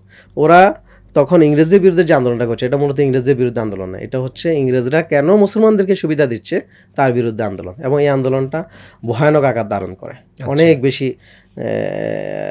মানে সন্ত্রাসবাদ তৈরি হয়। তো সেই সন্ত্রাসবাদের ইস্যুতে 1911 সালে সেটা আবার রদ হয়ে যায়। আচ্ছা, তো এই যে ঘটনাটা, এই ঘটনা মুসলমানদের মনে অনেক বড় একটা পীড়া দেয় এবং তারা তখন বুঝতে পারে যে আমাদেরকে আসলে আগের লড়াইয়ে ফিরে যেতে হবে, মুসলিম এবং মুশরিকের যে লড়াইটা। তখন 1906 সালে মুসলিম লীগ, 1906 সাল অথবা 5 সালের শেষে মুসলিম লীগ প্রতিষ্ঠা হয় এবং সেটা হয় কিন্তু ঢাকায়। এই যে আসান মঞ্জিলে, ঢাকায় যে নবাব সলিমুল্লাহর বাড়ি, ওখানে সারা ভারতবর্ষ থেকে অথবা সারা হিন্দুস্তান থেকে যত মুসলিম নেতা আছে তাদেরকে এখানে আনা হয়। 3 দিন তারা এখানে থাকে এবং তারা বিভিন্ন বিষয় নিয়ে আলোচনা করে। প্রায় 3000 ডেলিগেট এখানে ছিল। তারপর তাদের সবার সমন্বয়ে মুসলিম লীগ গঠিত হয়। তখন আমরা মুসলিম জাতীয়তাবাদের একটা ইস্যু তৈরি হয়, সেই ইস্যুটাই সামনে আসে। তো এখানে অনেক ঘটনা ঘটেছে, এখানে অনেকগুলো ঘটনা ঘটেছে। সেই ঘটনার মধ্যে আমি শুধু জিন্দা সাহেবের ঘটনাটা বলি। কংগ্রেসের সাথে রিলেটেড ছিলেন, উনি মুসলিম লীগে তখনও যোগ দেননি, উনি কংগ্রেসের সাথে জড়িত ছিলেন। উনি অনেক চেষ্টা করেছেন যে মুসলিম লীগ এবং কংগ্রেসের সাথে একটা সমন্বয় করে ফেলা, যে স্বাধীনতা হওয়ার আগেই যদি আমরা আলাদা হয়ে যাই তাহলে স্বাধীন হলে আমরা কিভাবে চলবো, এর আশায়। তো তখন উনি এই দুই পক্ষকে একত্র করার জন্য অনেক চেষ্টা করেন। প্রত্যেকটা চেষ্টায় উনি দেখেছেন যে হচ্ছে যে উনি কংগ্রেসদের কাছ থেকে যে ওয়াদাটা নিয়েছেন সেই ওয়াদাটা তারা রাখেনি। আচ্ছা, মানে হিন্দু নেতারা যে ওয়াদাগুলো দিয়েছে তারা কোনো ওয়াদাই রাখেনি, মানে তারা কোনোভাবেই মুসলমানদেরকে সহ্য করতে পারে না। আচ্ছা, এটা যখন মুসলমানদের কাছে কনফার্ম হয়েছে তখন মুসলমানরা অ্যাকচুয়ালি বুঝতে পেরেছে যে খ্রিস্টানদের যে জুলুম তার চাইতে মুশরিকের জুলুম আরও কঠোরভাবে আমাদের উপরে চেপে বসবে। তখনই তারা সিদ্ধান্ত নিয়েছে হচ্ছে তারা আলাদা হয়ে যাবে। আচ্ছা, তারা মুশরিকদের সাথে তাদের একসাথে বসবাস করা পসিবল না। এর মাধ্যমেই দ্বিজাতি তত্ত্বর উদ্ভব হয়েছে। দ্বিজাতি তত্ত্ব যে মুসলমানরা খুব হাউস করে করেছে বিষয়টা এরকম না, এটা তাদের প্র্যাকটিসিং একটা অভিজ্ঞতা থেকে তারা এটা পেয়েছে যে হিন্দুদের সাথে আসলে এক রাষ্ট্রে থাকাটা যাবে না, এটা মুশকিলের কাজ। আচ্ছা আচ্ছা, তাহলে মুসলিম প্রভাবাধীন বা মুসলিম অঞ্চল যেগুলো আছে সেগুলোকে আলাদা করতে হবে। তো এই আলাদা করতে তো ওরা চায় না, এটা নিয়ে তো অনেক ধ্যান দরবার। তো তখন দুইটা মুসলমান অঞ্চল যেগুলোতে মুসলমানরা সবসময় দুইটা ইলেকশনেই আপনি জানেন হয়তো যে 1935 সালে ইংরেজ আমলে একটা ইলেকশন হয়, 1946 সালে একটা ইলেকশন হয়, প্রাদেশিক নির্বাচন হয়। তো সে প্রাদেশিক নির্বাচনে বাংলা এবং হচ্ছে যে পাঞ্জাব, এই দুইটা প্রদেশে মুসলমানরা সংখ্যাগরিষ্ঠতা পায় হিসাবে এই দুইটা প্রদেশ মুসলমানরা পুরোপুরি পেয়ে যাওয়ার কথা। আচ্ছা, কিন্তু দ্বিজাতি তত্ত্ব মানার একটা নেগোসিয়েশনের অংশ হিসাবে এই দুইটা অঞ্চলকেও কী করা হয়, ভাগ করা হয়। অথচ যেগুলো হিন্দু প্রভাবাধীন প্রদেশ ছিল সেগুলো কোনোটাই কিন্তু কি হয়নি, ভাগ হয়নি। কিন্তু বাংলা সবসময় 1935 সালে নির্বাচনে ইলেকশনে জিতেছে, বাংলাতে মুসলমান বেশি। কলকাতা আমরা এখন হিন্দুদের শহর হিসেবে ছেড়ে দিতে বাধ্য হয়েছি, কলকাতা কখনো হিন্দুদের শহর ছিল না, এটা মুসলমানদের শহর। এবং আপনি জানেন যে শেখ মুজিবুর রহমান কিন্তু কলকাতার একজন শক্তিশালী নেতা ছিলেন। আচ্ছা, তারপরে হচ্ছে যে আপনার পাঞ্জাবকেও আমাদেরকে আলাদা করে দিতে হয়েছে। এই দুইটা প্রদেশেই কিন্তু আপনার হচ্ছে যে মুসলমান প্রভাবাধীন এবং মুসলমানরা এখানে সংখ্যাগরিষ্ঠ ছিল। এটা দ্বিজাতি তত্ত্বের অংশ হিসেবে, মানে নেগোসিয়েশনের অংশ হিসেবে এদেরকে ভাগ করে দিতে হয়েছে। আমার দ্বিজাতি তত্ত্বটা আমি মনে করি হচ্ছে যে দ্বিজাতি তত্ত্বটা আমাদের একটা মুক্তির সনদ, যেটা দীর্ঘদিন আমরা হিন্দুদের দ্বারা নির্যাতিত হয়ে আসছিলাম, সেটা থেকে বাঁচার একটা সনদ। আচ্ছা আচ্ছা আচ্ছা, কিন্তু আলটিমেটলি মানে সনদটা রচিত হলেও আমরা কি আসলে সেই নির্যাতন থেকে বাঁচতে পেরেছিলাম? মানে আমরা তো এর পরবর্তী দীর্ঘ 23 বছর সময় কিন্তু আমরা এমনটাই দেখলাম যে আমরা আসলে সত্যিকার অর্থে নির্যাতনের মধ্য দিয়েই কিন্তু গিয়েছিলাম, যেই কারণেই কিন্তু পরবর্তীতে স্বায়ত্তশাসন এবং স্বাধীনতার আন্দোলনটা হলো। আপনি বলেছেন যে পাকিস্তান আমাদের উপর নির্যাতন করেছে, আমরা এমনটাই তো দেখেছি। আচ্ছা, আপনি কি মনে করেন যে পাকিস্তান ইংল্যান্ডের মতো একটা রাষ্ট্র যে আমাদের উপর চেপে বসেছিল? ইংল্যান্ডের মতো না, কিন্তু পাকিস্তান তো আমাদেরই রাষ্ট্র। কিন্তু তারা তো আমাদেরকে আসলে পূর্ব পাকিস্তানে যারা আমরা ছিলাম আমাদের উপরে বিভিন্নভাবে বৈষম্যের শিকার আমাদেরকে করেছে। আচ্ছা, আপনি বলেছেন যে পূর্ব পাকিস্তানিরা আমাদের উপরে, পশ্চিম পাকিস্তানিরা পূর্ব পাকিস্তানের উপর বৈষম্যের করেছে। বৈষম্যের প্রধান অংশ হিসেবে আপনি বলবেন হচ্ছে 1952 সালের স্বাধীন ভাষা আন্দোলন। অবশ্যই বলবেন। মজার বিষয় হলো, আপনি কখনো নিজেকে জিজ্ঞাসা করেছেন যে 1952 সালে পাকিস্তানের শাসক কে ছিলেন? আচ্ছা, মানে এটার সাথে আমাদের ইসের কি সম্পর্ক? খুব সম্পর্ক না। যেমন মনে করেন হচ্ছে যে আমি দাবি করেছি আপনার কাছে যে 2013 সালে আমাকে নির্যাতন করেছে বাংলাদেশ। আমি যদি দাবি করি, আমি তো জেলে ছিলাম, আমাকে গুলি করা হয়েছে, আমাকে দীর্ঘদিন রিমান্ডে টানিয়ে রাখা হয়েছে, আমি তখন ছাত্র ছিলাম। তো এখন এটার আমি দায় চাপাচ্ছি কি? আমি আপনাকে বলছি যে আমাকে বাংলাদেশ আমার উপরে এই নির্যাতনটা করেছে। মানে আওয়ামী লীগের যে অপকর্ম সেই দায়টি আমি বাংলাদেশের উপর চাপিয়ে দিচ্ছেন। এটা বলা কি আমার ঠিক হবে কিনা আমরা জিজ্ঞাসা করতে চাই? না, ঠিক হবে না। আমি যদি বলি যে আপনি বইতে পড়েছেন, আমি বইতে পড়েছি যে 1952 সালে পাকিস্তান আমাদের উপরে উর্দু চাপিয়ে দিতে চেয়েছিল, ঠিক না? এটাই তো পড়েছি। তো এটা কি কোনো রাষ্ট্রের উপর তার দায় চাপানো যায়? তখন তো আপনার প্রশ্ন আসা উচিত যে ওই সময় শাসক কে ছিল। আপনি এটি করেছেন নিজেকে? কখনো করেন নাই। তো আপনি করেন নাই, আমি করি নাই, তারপরে হচ্ছে যে অমুকে করে নাই, তমুকে করে নাই, আমরা কেউই করি নাই। আমরা মনে করেছি এটা ইংল্যান্ডের মতো একটা রাষ্ট্র। না, এটা ইংল্যান্ডের মতো রাষ্ট্র না তো। কারণ এখানে তো আমার অধিকার আছে, আমি এখানকার মন্ত্রী হইতে পারি, আমি এখানকার প্রধানমন্ত্রী হইতে পারি, মানে বাঙালিরা এখানকার প্রধানমন্ত্রী হইতে পারে নাকি? তাই তো? নাকি পারে না? পারে। পাকিস্তানের প্রধানমন্ত্রী বাঙালিরা হইতে পারে না পারে না? পারে। তাহলে তো পাকিস্তান আমাদের রাষ্ট্র ভিন্ন অন্য কিছু না, আমাদেরই তো রাষ্ট্র। রাইট। আচ্ছা, ওই সময় পাকিস্তান 1952 সালে যখন ঘটনাটা ঘটে, তখন পাকিস্তানের প্রধানমন্ত্রী মানে সবচেয়ে ক্ষমতাধর লোক ছিল। কোনো সময় তো প্রেসিডেন্ট ক্ষমতাধর লোক হয়, কখনো সময় প্রধানমন্ত্রী হয়, কখনো সময় সেনা শাসকরা শক্তিশালী লোক। ওই সময় সবচেয়ে শক্তিশালী মানুষটা যিনি ছিলেন উনি হলেন পাকিস্তানের প্রধানমন্ত্রী, উনি হলেন খাজা নাজিমুদ্দিন। তো খাজা নাজিমুদ্দিন কি পশ্চিম পাকিস্তানি?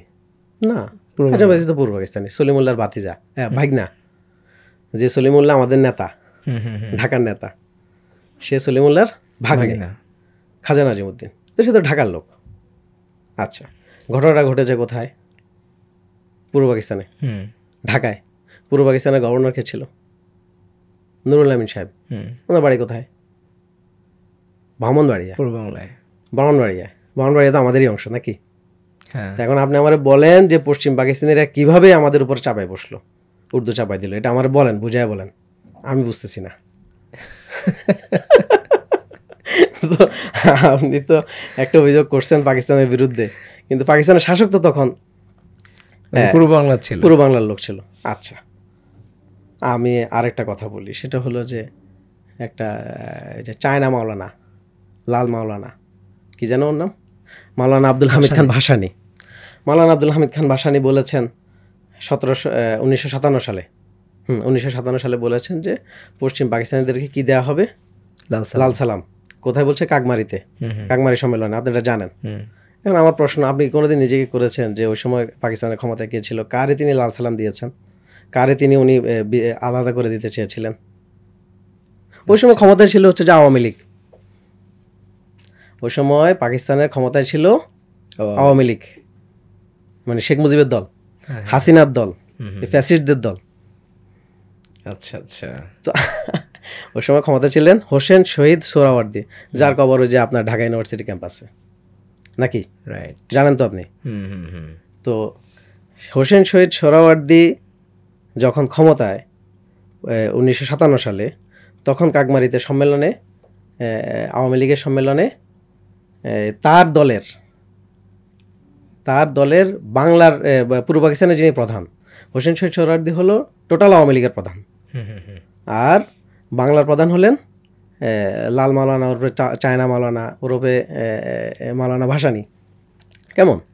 তো উনি তখন ওনাকে লাল সালাম দেয়। তো এটার সাথে পশ্চিম পাকিস্তানিদের কি সংযোগটা কোথায়? আচ্ছা, আপনি আমাকে বলেছেন যে মুসলমানরা আমাদেরকে নির্যাতন করেছে 24 বছর ধরে। তো কারা নির্যাতন করেছে? পশ্চিম পাকিস্তানিদের উপর দোষ, তাই তো? তো পশ্চিম পাকিস্তানিদের উপর যদি দোষ হয়ে থাকে, তো পশ্চিম পাকিস্তানিরা তো আওয়ামী লীগের ক্ষমতায় ছিল, তাহলে আওয়ামী লীগেরও দোষ আছে। পশ্চিম পাকিস্তানে 10 বছর ছিল সেনা শাসন, ওই যে আইয়ুবের 10 বছর, 2 বছর ছিল ইয়াহিয়াদ সেনা শাসন, কয় বছর গেল? 12 বছর। বাকি রইল কয় বছর? আরও 12 বছর। এই 12 বছরের মধ্যে শাসক ছিল মোট সম্ভবত 8-9 জন, এর মধ্যে 3 জন হচ্ছে বাঙালি। মানে দায়টা তাদেরকেও দিতে চাচ্ছেন না? আমি জানি না, আমি তো দায় দিতে চাই না। আপনি যদি দায় দিতেও চান, আচ্ছা, তাহলে তো সে পূর্ব পাকিস্তানিদের উপর নির্যাতন করেছে। মানে আসলে তাহলে যদি এখন এখানে ওরা কারা কারা ছিল? যেমন খাজা নাজিবুদ্দিন ছিল বাঙালি, মোহাম্মদ আলী বগুড়া ছিল বাঙালি, হোসেন শহীদ সোহরাওয়ার্দী ছিল বাঙালি। এরা তো পাকিস্তানের প্রধানমন্ত্রী ছিল।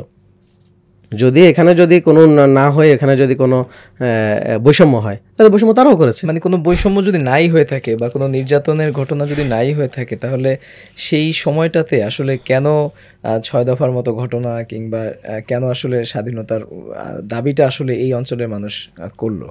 এই অঞ্চলের মানুষ স্বাধীনতা চায়নি। আমি স্পষ্ট করে বলছি, এই অঞ্চলের মানুষ স্বাধীনতা চায়নি।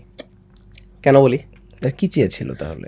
কেন বলি, মানে কারণটা কি, মানে আমার যুক্তিটা কি?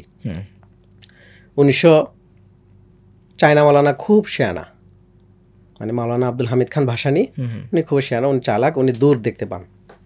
কিন্তু শেখ মুজিবুর রহমান দূর দেখতে পান না, উনি দূরদর্শী নন।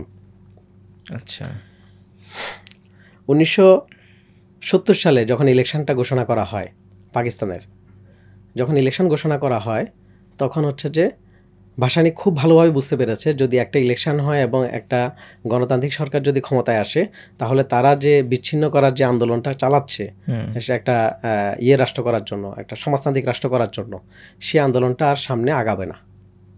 আচ্ছা, তখন তারা করলো কি, তখন সে বললো কি, যখন 70-এর ইলেকশন শুরু হয়ে যায়, তখন ভাসানী একটা স্লোগান নিয়ে মাঠে নেমেছে, সেটা হচ্ছে ভোটের বাক্সে লাথি মারো, বাংলাদেশ স্বাধীন করো। আচ্ছা, ভোটের বাক্সে লাথি মারো, বাংলাদেশ স্বাধীন করো। এই স্লোগানটা প্রথম তুলেছে হচ্ছে কে? মাওলানা আব্দুল হামিদ খান ভাসানী ওরফে চায়না মাওলানা। চায়না মাওলানা কেন? কারণ সে হচ্ছে মাওবাদী, ওই যে মাও সেতুংয়ের খাস লোক, অনুসারী। আচ্ছা আচ্ছা, তো তাহলে জনগণ কি মাওলানার কথা শুনছে না ভোটে গেছে? ভোটে গেছে। জনগণ কি স্বাধীনতা চাইছে না চায় নাই? আপনার প্রশ্ন করতেছে। আপনি বলেন, আপনি তো দিবেন না, কারণ আপনি বলেছেন যে আপনার থিওরি হলো যে আপনি স্বাধীনতার পক্ষে, কিন্তু আমার থিওরি হলো তো আমি স্বাধীনতার পক্ষে না, বিচ্ছিন্নতার পক্ষে, কারণ বিচ্ছিন্নতার বিরুদ্ধে। এখন আমার এই যে মতামত, এই মতামতটা কি আমার মতামত ছিল না 70-এর মানুষের সব মানুষের মতামত ছিল? 70-এর মানুষের সব মানুষের মতামত ছিল। 70-এর মানুষেরা ভেবেছে যে বাংলাদেশ স্বাধীন হওয়ার মতো ফালতু কাজ বা বাংলাদেশ স্বাধীন করার মতো বিচ্ছিন্নতাবাদী চিন্তা এরা তারা করবে না। এটা 70-এর মানুষের ভাবনা, এটা আমার না। এই জন্য তারা ভোটের বাক্সে লাথি মারে নাই, ওরা লাথি মারছে ভাসানীর পাছায়। আচ্ছা, ওরা ভাসানীকে রাজনীতি থেকে নট করে দিয়েছে, যে ভাসানীর রাজনীতি করার এখানে কোনো কি নেই, অধিকার নেই। তার মানে আপনি যেটা বলেছেন যে বৈষম্য, সেটা আসলে বৈষম্য না।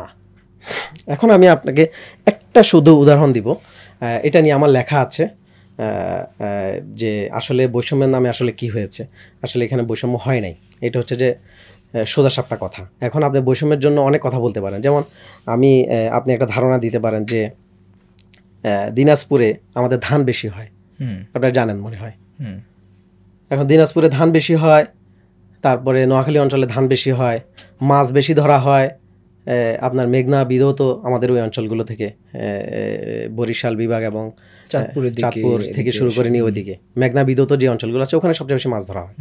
আর চট্টগ্রাম থেকে তো সাগরের মাছ আছেই, ঠিক আছে। এখন এগুলো আমাদের অর্থের একটা অংশ, যোগানের একটা অংশ, উত্তরবঙ্গের টোটাল একটা অংশ।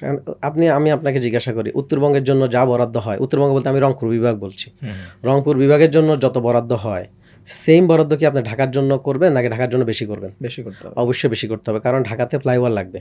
কারণ আপনি যদি বলেন হচ্ছে যে আমি কাঁচা পণ্য বেশি পাই হচ্ছে দিনাজপুর থেকে, হ্যাঁ, সুতরাং ওখানে ফ্লাইওভার সমানে করে দিতে হবে, এটা কি কোনো যৌক্তিক কথা? না, এটা কোনো যৌক্তিক কথা না।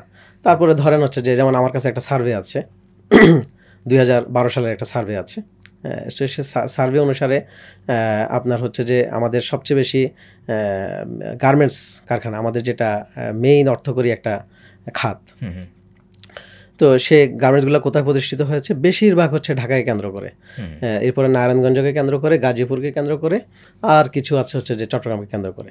কেমন? এখন এর বাইরে খুব একটা গার্মেন্টস পাওয়া যায় না।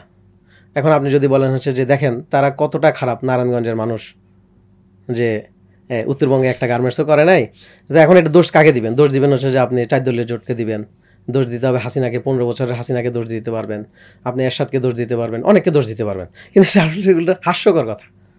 আপনি এরকম একটা ইয়া দিয়ে বলবেন উত্তরবঙ্গকে বঞ্চিত করা হয়েছে, এটা একটা হাস্যকর কথা। কেন তাহলে উত্তরবঙ্গে ইয়া হয় নাই, গার্মেন্টস হয় না? কারণ হচ্ছে যে ওখানে নদী নাই, যে নদী দিয়ে আমি পণ্য পরিবহন করতে পারবো। নারায়ণগঞ্জের নদী আছে, গাজীপুরের নদী আছে, যে কোনো গার্মেন্টস বলে না, যে কোনো কারখানা প্রতিষ্ঠার জন্য জলপথটা একটা গুরুত্বপূর্ণ মাধ্যম, কারণ জলপথে খরচ অনেকাংশে কমে যায়, এটা জরুরি। যেখানে জলপথ নাই সেটা ভিন্ন কথা, কিন্তু জলপথটা থাকাটা হচ্ছে যে একটা গুরুত্বপূর্ণ ইস্যু। আমি তো যখন আমি ইয়ে করবো, তো আমি গার্মেন্টস তো করবো, আমি যেখানে গার্মেন্টস করবো আমি তো দেখবো যে কোথায় গার্মেন্টস করলে আমার সহজ হবে, খরচ কম হবে, আমার লাভ বেশি হবে, আমি তো সে চিন্তা করে করবো। কারণ আপনি যদি বলেন যে নোয়াখালীতে 3টা গার্মেন্টস হয়েছে, তাহলে রংপুরে 3টা গার্মেন্টস করতে হবে, এগুলো তো হাস্যকর কথা। একটা রাষ্ট্র তো এইভাবে চলে না, যেখানে যেটা বেশি হয় সেখানে সেটাকে বেশি করে দিতে হবে। আচ্ছা, বুঝতে পেরেছেন? আচ্ছা, এরপরে হচ্ছে যে এরকম আমি ধরে ধরে সব বিষয় নিয়ে বলতে পারবো যে আমাদের মধ্যে কোনো বৈষম্য হয় না, বরং আমাদের এখানে খরচ বেশি করা হয়েছে। বুঝতে পেরেছেন? শুধু একটা উদাহরণ দেব যে আমার যুক্তিটা যে স্ট্রং, এই জন্য একটা উদাহরণ দেব। এই যুক্তির পরে আমার মনে হয় না যে অন্য কোনো যুক্তির প্রয়োজন আছে।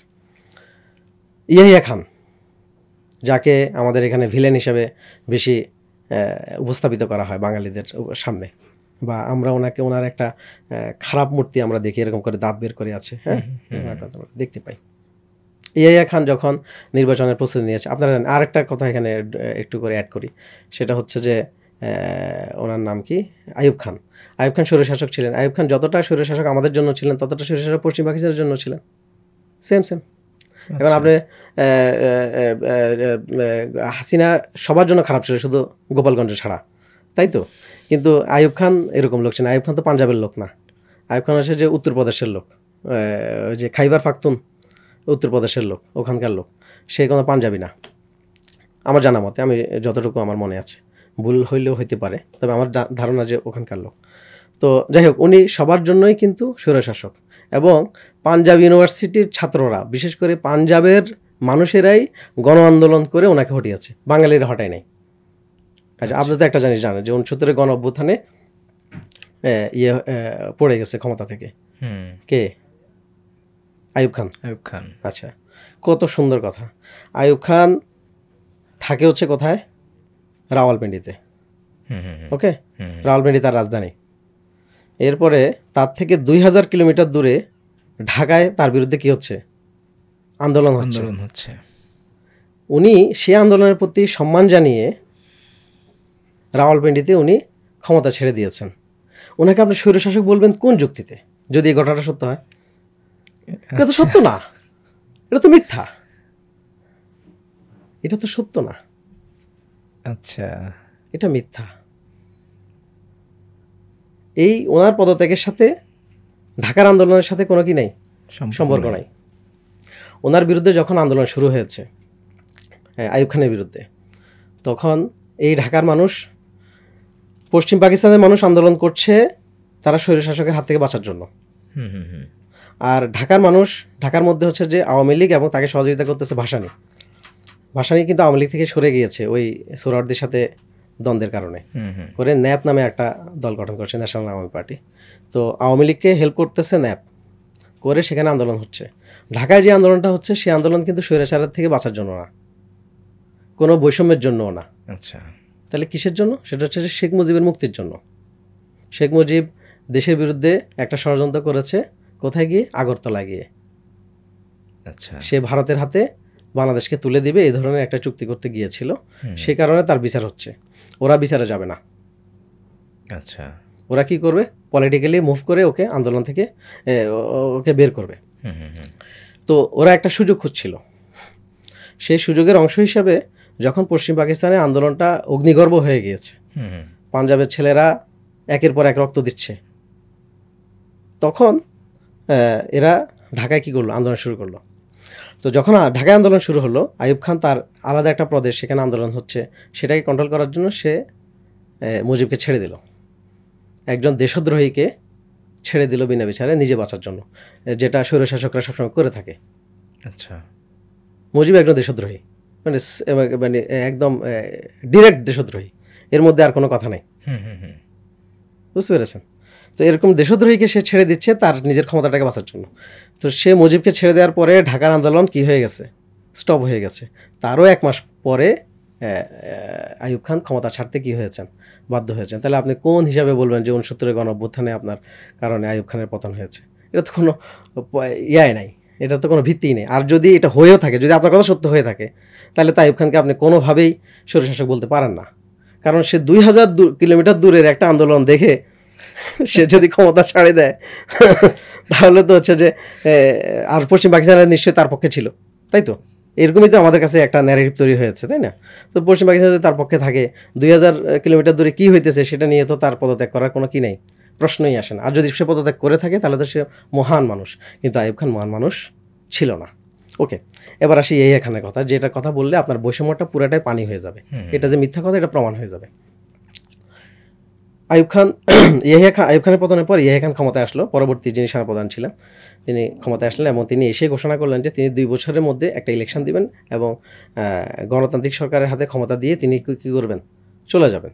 এবং তিনি সেটা করেছেন। তাহলে 70-এর ইলেকশানে উনি যখন প্রথম ইলেকশানে ঘোষণা করেন, তখন ওই লোক চায়না হুজুর, সে তো বলেছে হচ্ছে যে সে ভোটের বাক্সে লাথি মারত, মানুষ তো তার কথা শুনে নাই, তার মানে মানুষ স্বাধীনতা চায় নাই, প্রমাণ। আচ্ছা, এরপর হচ্ছে বৈষম্যের কথা বলি। তো উনি তখন হচ্ছে যে এরিয়া নির্ধারণ করবেন, আসন নির্ধারণ করবেন। আপনার জানার কথা যে ওইটাই ছিল পাকিস্তানের প্রথম ইলেকশন। এর আগে পাকিস্তানে আর কখনো ইলেকশন হয়নি। কারণ হচ্ছে পাকিস্তানের মুসলিম লীগকে প্রতিদ্বন্দ্বিতা করতে পারে এরকম কোনো রাজনৈতিক দল গড়ে ওঠে নাই বিদায় ইলেকশন করার ওই সময় ওইরকম প্রয়োজন হয়নি। আর এরপরে তো আসছে হচ্ছে সেনাশাসক তো আইসা তো হচ্ছে যে সে অনেকগুলো ইলেকশন করছে, কিন্তু সেই ইলেকশনে তো আসলে কোনো ভিত্তি ছিল না, এগুলো তো জোর করা ইলেকশন ছিল। মানে আইয়ুব খানের কথা বলছি, আইয়ুব খানের যে 10 বছর।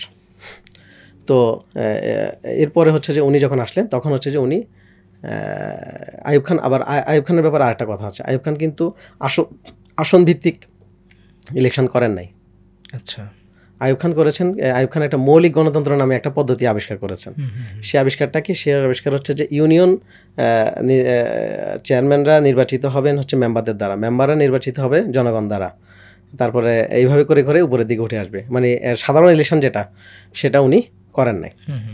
তার মানে এখন ওনার প্রথম কাজ হচ্ছে ভোটার নির্ধারণ করা, ভোটার তালিকা করা ইয়াহিয়া খানের, আর হচ্ছে যে এরিয়া নির্ধারণ করা। তাহলে এরিয়া নির্ধারণটা কিভাবে হবে? সেনাবাহিনীর একটা অংশ বলেছে যে আমরা ভৌগোলিকভাবে এরিয়া নির্ধারণ করবো, মানে হচ্ছে যে আয়তনকে চিন্তা করে যদি এরিয়া নির্ধারণ করা হয়, আসন সংখ্যা নির্ধারণ করা হয়, তাহলে পশ্চিম পাকিস্তান আসন বেশি পায়, আচ্ছা, পূর্ব পাকিস্তান আসন কম পায়, তাই তো? পূর্ব পাকিস্তান তো অনেক ছোট, কিন্তু ঘটনা তো উল্টা। পশ্চিম পাকিস্তান এরিয়া ছোট, কিন্তু পশ্চিম পাকিস্তানে মানুষ বেশি। আচ্ছা, কত কোটি? 7 কোটি। আর ওইদিকে হলো 5 কোটি। এখন ইয়াহিয়া খান উনি স্বৈরশাসক, এ ব্যাপারে তো কোনো কথা না, উনি তো আসছে স্বৈরশাসক হিসাবে এবং নির্বাচন করে ছেড়ে দেওয়ার জন্য আসছে। ইয়াহিয়া খান কিন্তু এরিয়া ভিত্তিতে ইয়ে করেন নাই, আসন সংখ্যা নির্ধারণ করেন নাই, উনি করেছেন জনসংখ্যার ভিত্তিতে।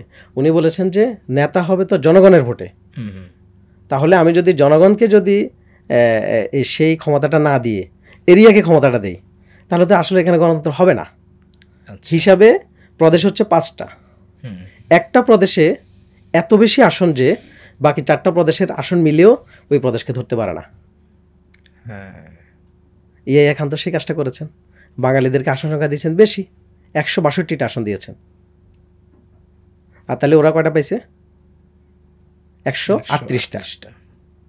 পশ্চিম পাকিস্তানের প্রদেশ হলো কয়টা? 4টা, কিন্তু 4টা প্রদেশ মিলে আসন পাইলো কয়টা?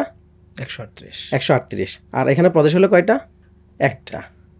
আসন পাইলো কয়টা? 162টা। আপনি ইয়াহিয়া খানকে কেন বলবেন যে সে বাঙালি বিরোধী? আপনি পশ্চিম পাকিস্তানদেরকে কেন বলবেন হচ্ছে যে তারা পূর্ব পাকিস্তান বিরোধী? আপনি কেন বলবেন হচ্ছে যে তাদের অধিকারকে খর্ব করা হয়েছে? এটা তো ফাও কথা, মিথ্যে কথা, এটা তো হয় নাই। আমি শুধু একটা উদাহরণ দিয়েছি, আর আপনি যদি আমাকে যদি আরও ডিটেলে যাইতে বলেন আমি প্রত্যেকটা ধরে ধরে বলবো যে প্রত্যেকটা ঘটনায় ভুয়া। কিন্তু আমি শুধু একটা ঘটনা দিলাম যে ইয়াহিয়া খানকে যাকে দাঁতালো হিসেবে আমাদের সামনে উপস্থাপন করা হয়, সে যদি সত্যিই বাঙালি বিরোধী হতো তাহলে তো সেই কাজটা করতো না, সে তো এরিয়া ভিত্তিতে সে আসন সংখ্যা নির্ধারণ করতো। আচ্ছা, কিন্তু যেই কারণে আসলে স্বাধীনতা সংগ্রাম হয়েছে, আমি একটু স্বাধীনতা পরবর্তী সময়ের এই প্রশ্নটা একটু করতে চাই যে কারণে স্বাধীনতা সংগ্রাম হয়েছে, সেই লক্ষ্য উদ্দেশ্যটা আসলে কেন এখনো পর্যন্ত বাস্তবায়ন হয় নাই এই দেশে? এবং স্বাধীনতার লক্ষ্য উদ্দেশ্য কী ছিল? স্বাধীনতার যে 3টি মূলনীতি ছিল, সেই মূলনীতিগুলোতেও আসলে কেন আমরা এখন একটা কাঙ্ক্ষিত পর্যায়ে যেতে পারিনি? না, এটা তো হচ্ছে যে মুনাফিকি। এটা তো মুনাফিকি, এটা তো স্বাধীনতার মূল উদ্দেশ্য ছিল না। স্বাধীনতার মূল উদ্দেশ্য ছিল, যারা স্বাধীনতা আন্দোলন করেছে তারা হচ্ছে এই দেশে বাম সম্প্রদায়, এবং এরা রাশিয়াপন্থী বাম। আচ্ছা, সে সময় আমার দাদারা যারা মুসলিম লীগ করতো, মুসলিম লীগ ওই সময় বড় দল ছিল, তারা একটা স্লোগান দিয়েছিলেন, রুশ ভারতের দালালেরা হুঁশিয়ার সাবধান। তো যারা স্বাধীনতা সংগ্রাম করেছে তারা তো হচ্ছে যে অনেকগুলো সমস্যা আছে এখানে। ওরা করেছে হচ্ছে যে এই অংশটাকে, বাংলা অংশটাকে সমাজতান্ত্রিক রাষ্ট্র হিসেবে দেখার জন্য, তাহলে সেটা হয় নাই। এই উদ্দেশ্যটা তারা কি করে নাই, মানুষের সামনে প্রকাশ্য করে নাই। 2 নম্বর হচ্ছে যে এই অঞ্চলের স্বাধীনতা তারা চাইতেছে, কিন্তু এই অঞ্চলে মানুষের ম্যান্ডেট তারা নেয় নাই। এই অঞ্চলে মানুষ স্বাধীনতা চায় নাই। আমি আপনাকে বলেছি এই অঞ্চলে মানুষ স্বাধীনতা চায় নাই। এই অঞ্চলে মানুষ স্বাধীনতা চায় নাই, তাহলে আপনি জোর করে স্বাধীনতা চাপাই দিচ্ছেন, তাহলে আপনি স্বাধীনতার মূলনীতি পাবেন কোথায়? পাবেন না। 3 নম্বর হচ্ছে যে মূলনীতি করা বলা হয়, এই মূলনীতি আসলে মূলনীতি না, এগুলো জনগণকে সামনে রাখার জন্য একটা কথা বলা হয়েছে। এখন তাহলে স্বাধীনতা যারা চাইছে বা স্বাধীনতা যারা করেছে তারা কি সফল হয়েছে? না, তারাও সফল হয়নি। তারা সফল হয় নাই কেন? কারণ হচ্ছে যে মুজিব এসে তাদের সমাজতান্ত্রিক রাষ্ট্রটার যে ইচ্ছা ছিল সেটাকে নষ্ট করে দিয়েছে। কারণ মুজিব তো সমাজতান্ত্রিক রাষ্ট্র চায় নাই। এখন স্বাধীনতা সংগ্রাম যারা চেয়েছে তাদের এক একজনের এক এক চাহিদা, তাদের সবার চাহিদা এক না। যেমন মনে করেন হাসিনাকে আজ আমরা পতন ঘটিয়েছি, আমাদের সবার চাহিদা তো এক ছিল না। আচ্ছা, ঠিক না? যেমন আমি স্বাধীনতা এই জুলাই আন্দোলন গত হাসিনার আমল থেকেই তো আমি এটার সাথে রিলেটেড। হাসিনাকে কীভাবে পতন ঘটাইতে হবে সেই কাজের সাথে তো আমি সংযুক্ত ছাত্র অবস্থা থেকে। আমার ছাত্র তো শেষ হয়তো সে 12 সালে, কিন্তু তারপরে তো আমি এটার সাথে কানেক্টেড। এবং এই আন্দোলনেও কিছু পরিকল্পনা, কিছু অংশ, সেগুলোর সাথে আমার একটা যোগসূত্রতা রয়েছে। তো আমি যে কারণে করেছি, আবার বামদের মধ্যে যে অংশ করেছে অথবা বিএনপি যারা করেছে সবাই করেছে। যেমন আমার এরিয়া ছিল হচ্ছে যে রামপুরা। তো রামপুরা এরিয়াতে তো আমি ছাত্র শিবিরের ছেলেদেরকে যা দেখেছি তার চাইতে বেশি দেখেছি বিএনপি ছেলেদেরকে। আমি দেখেছি। আচ্ছা, আমি দেখেছি তারা নেতৃত্বে ছিল না, কিন্তু তাদের অংশগ্রহণ এবং তাদের ডেডিকেশন বেশি ছিল, তাদের অংশগ্রহণটা বেশি ছিল। তারা ছাত্র শিবিরের চাইতেও বেশি সংখ্যায় অংশগ্রহণ করেছে। কেমন? তো এটা তো আমি বিএনপির যে চাওয়া, আমার যে চাওয়া, বামপন্থীদের যে চাওয়া, অথবা যে ফটোগ্রাফার শহীদুল সাহেবের যে চাওয়া, তারপরে ওই যে আয়নাগরের যে আবিষ্কারক, বিভিন্ন মানুষের বিভিন্ন রকম চাওয়া চাওয়া ছিল, কিন্তু সেটা তো সবার তো আসলে একরকম ছিল না। আচ্ছা তাহলে যারা মূল উদ্দেশ্য ছিল এক, মানে ঐক্য ছিল একটা, সেটা ছিল হচ্ছে হাসিনাকে পলায়ন।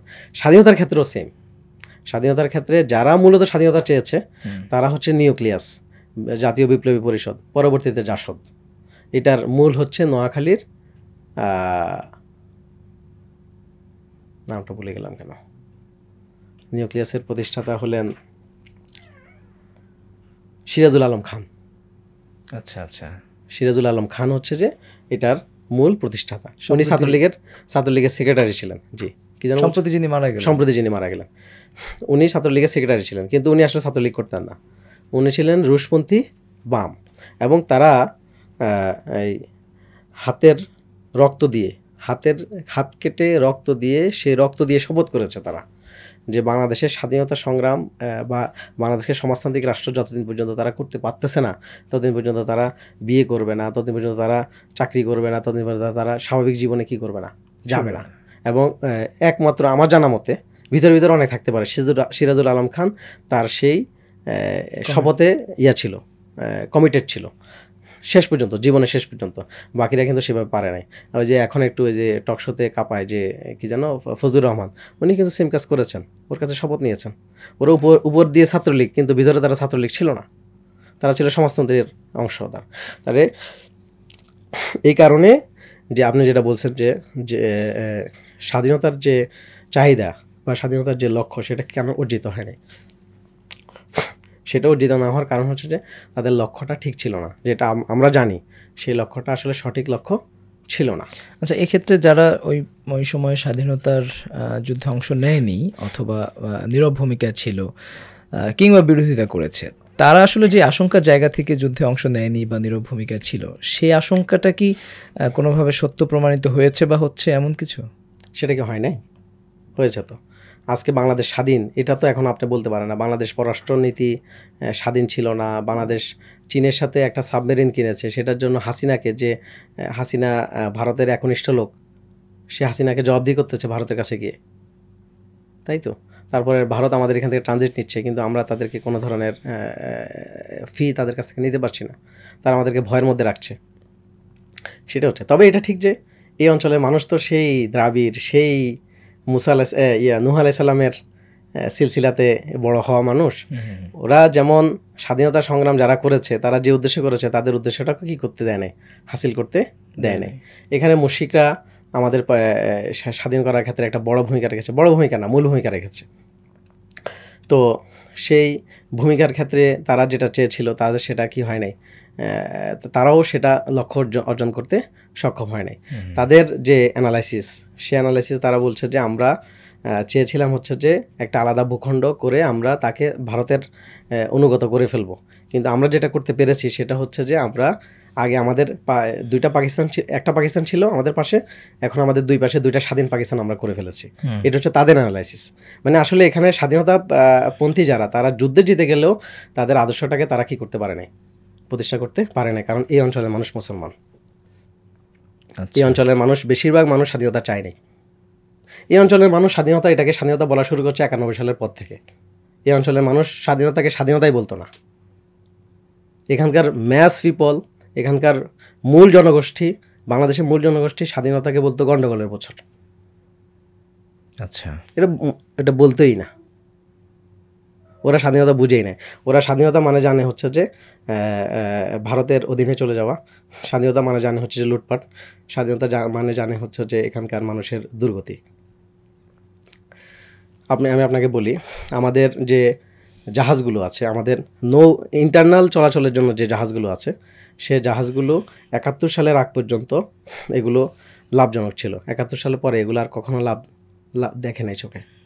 আমাদের যে ট্রেন, আমাদের এই ট্রেনটা, যে ট্রেনের একটা ম্যাসিভ উন্নয়ন হয়েছে আপনার হচ্ছে পাকিস্তানের পিরিয়ডে 24 বছর, সেই 24 বছর এরা লাভ দেখেছে। এবং সেই 24 বছর আপনার হচ্ছে যে আমাদের এখন যে মেইন বেশিরভাগ ইঞ্জিন এবং বেশিরভাগ রেলপথ, এর আগে হয়েছে একবার হচ্ছে ইংরেজ আমলে, এরপরে বেশিরভাগ রেলপথ হয়েছে পাকিস্তান পিরিয়ডে। তারপরে সেখান থেকে কি বের হতো, লাভ বের হতো।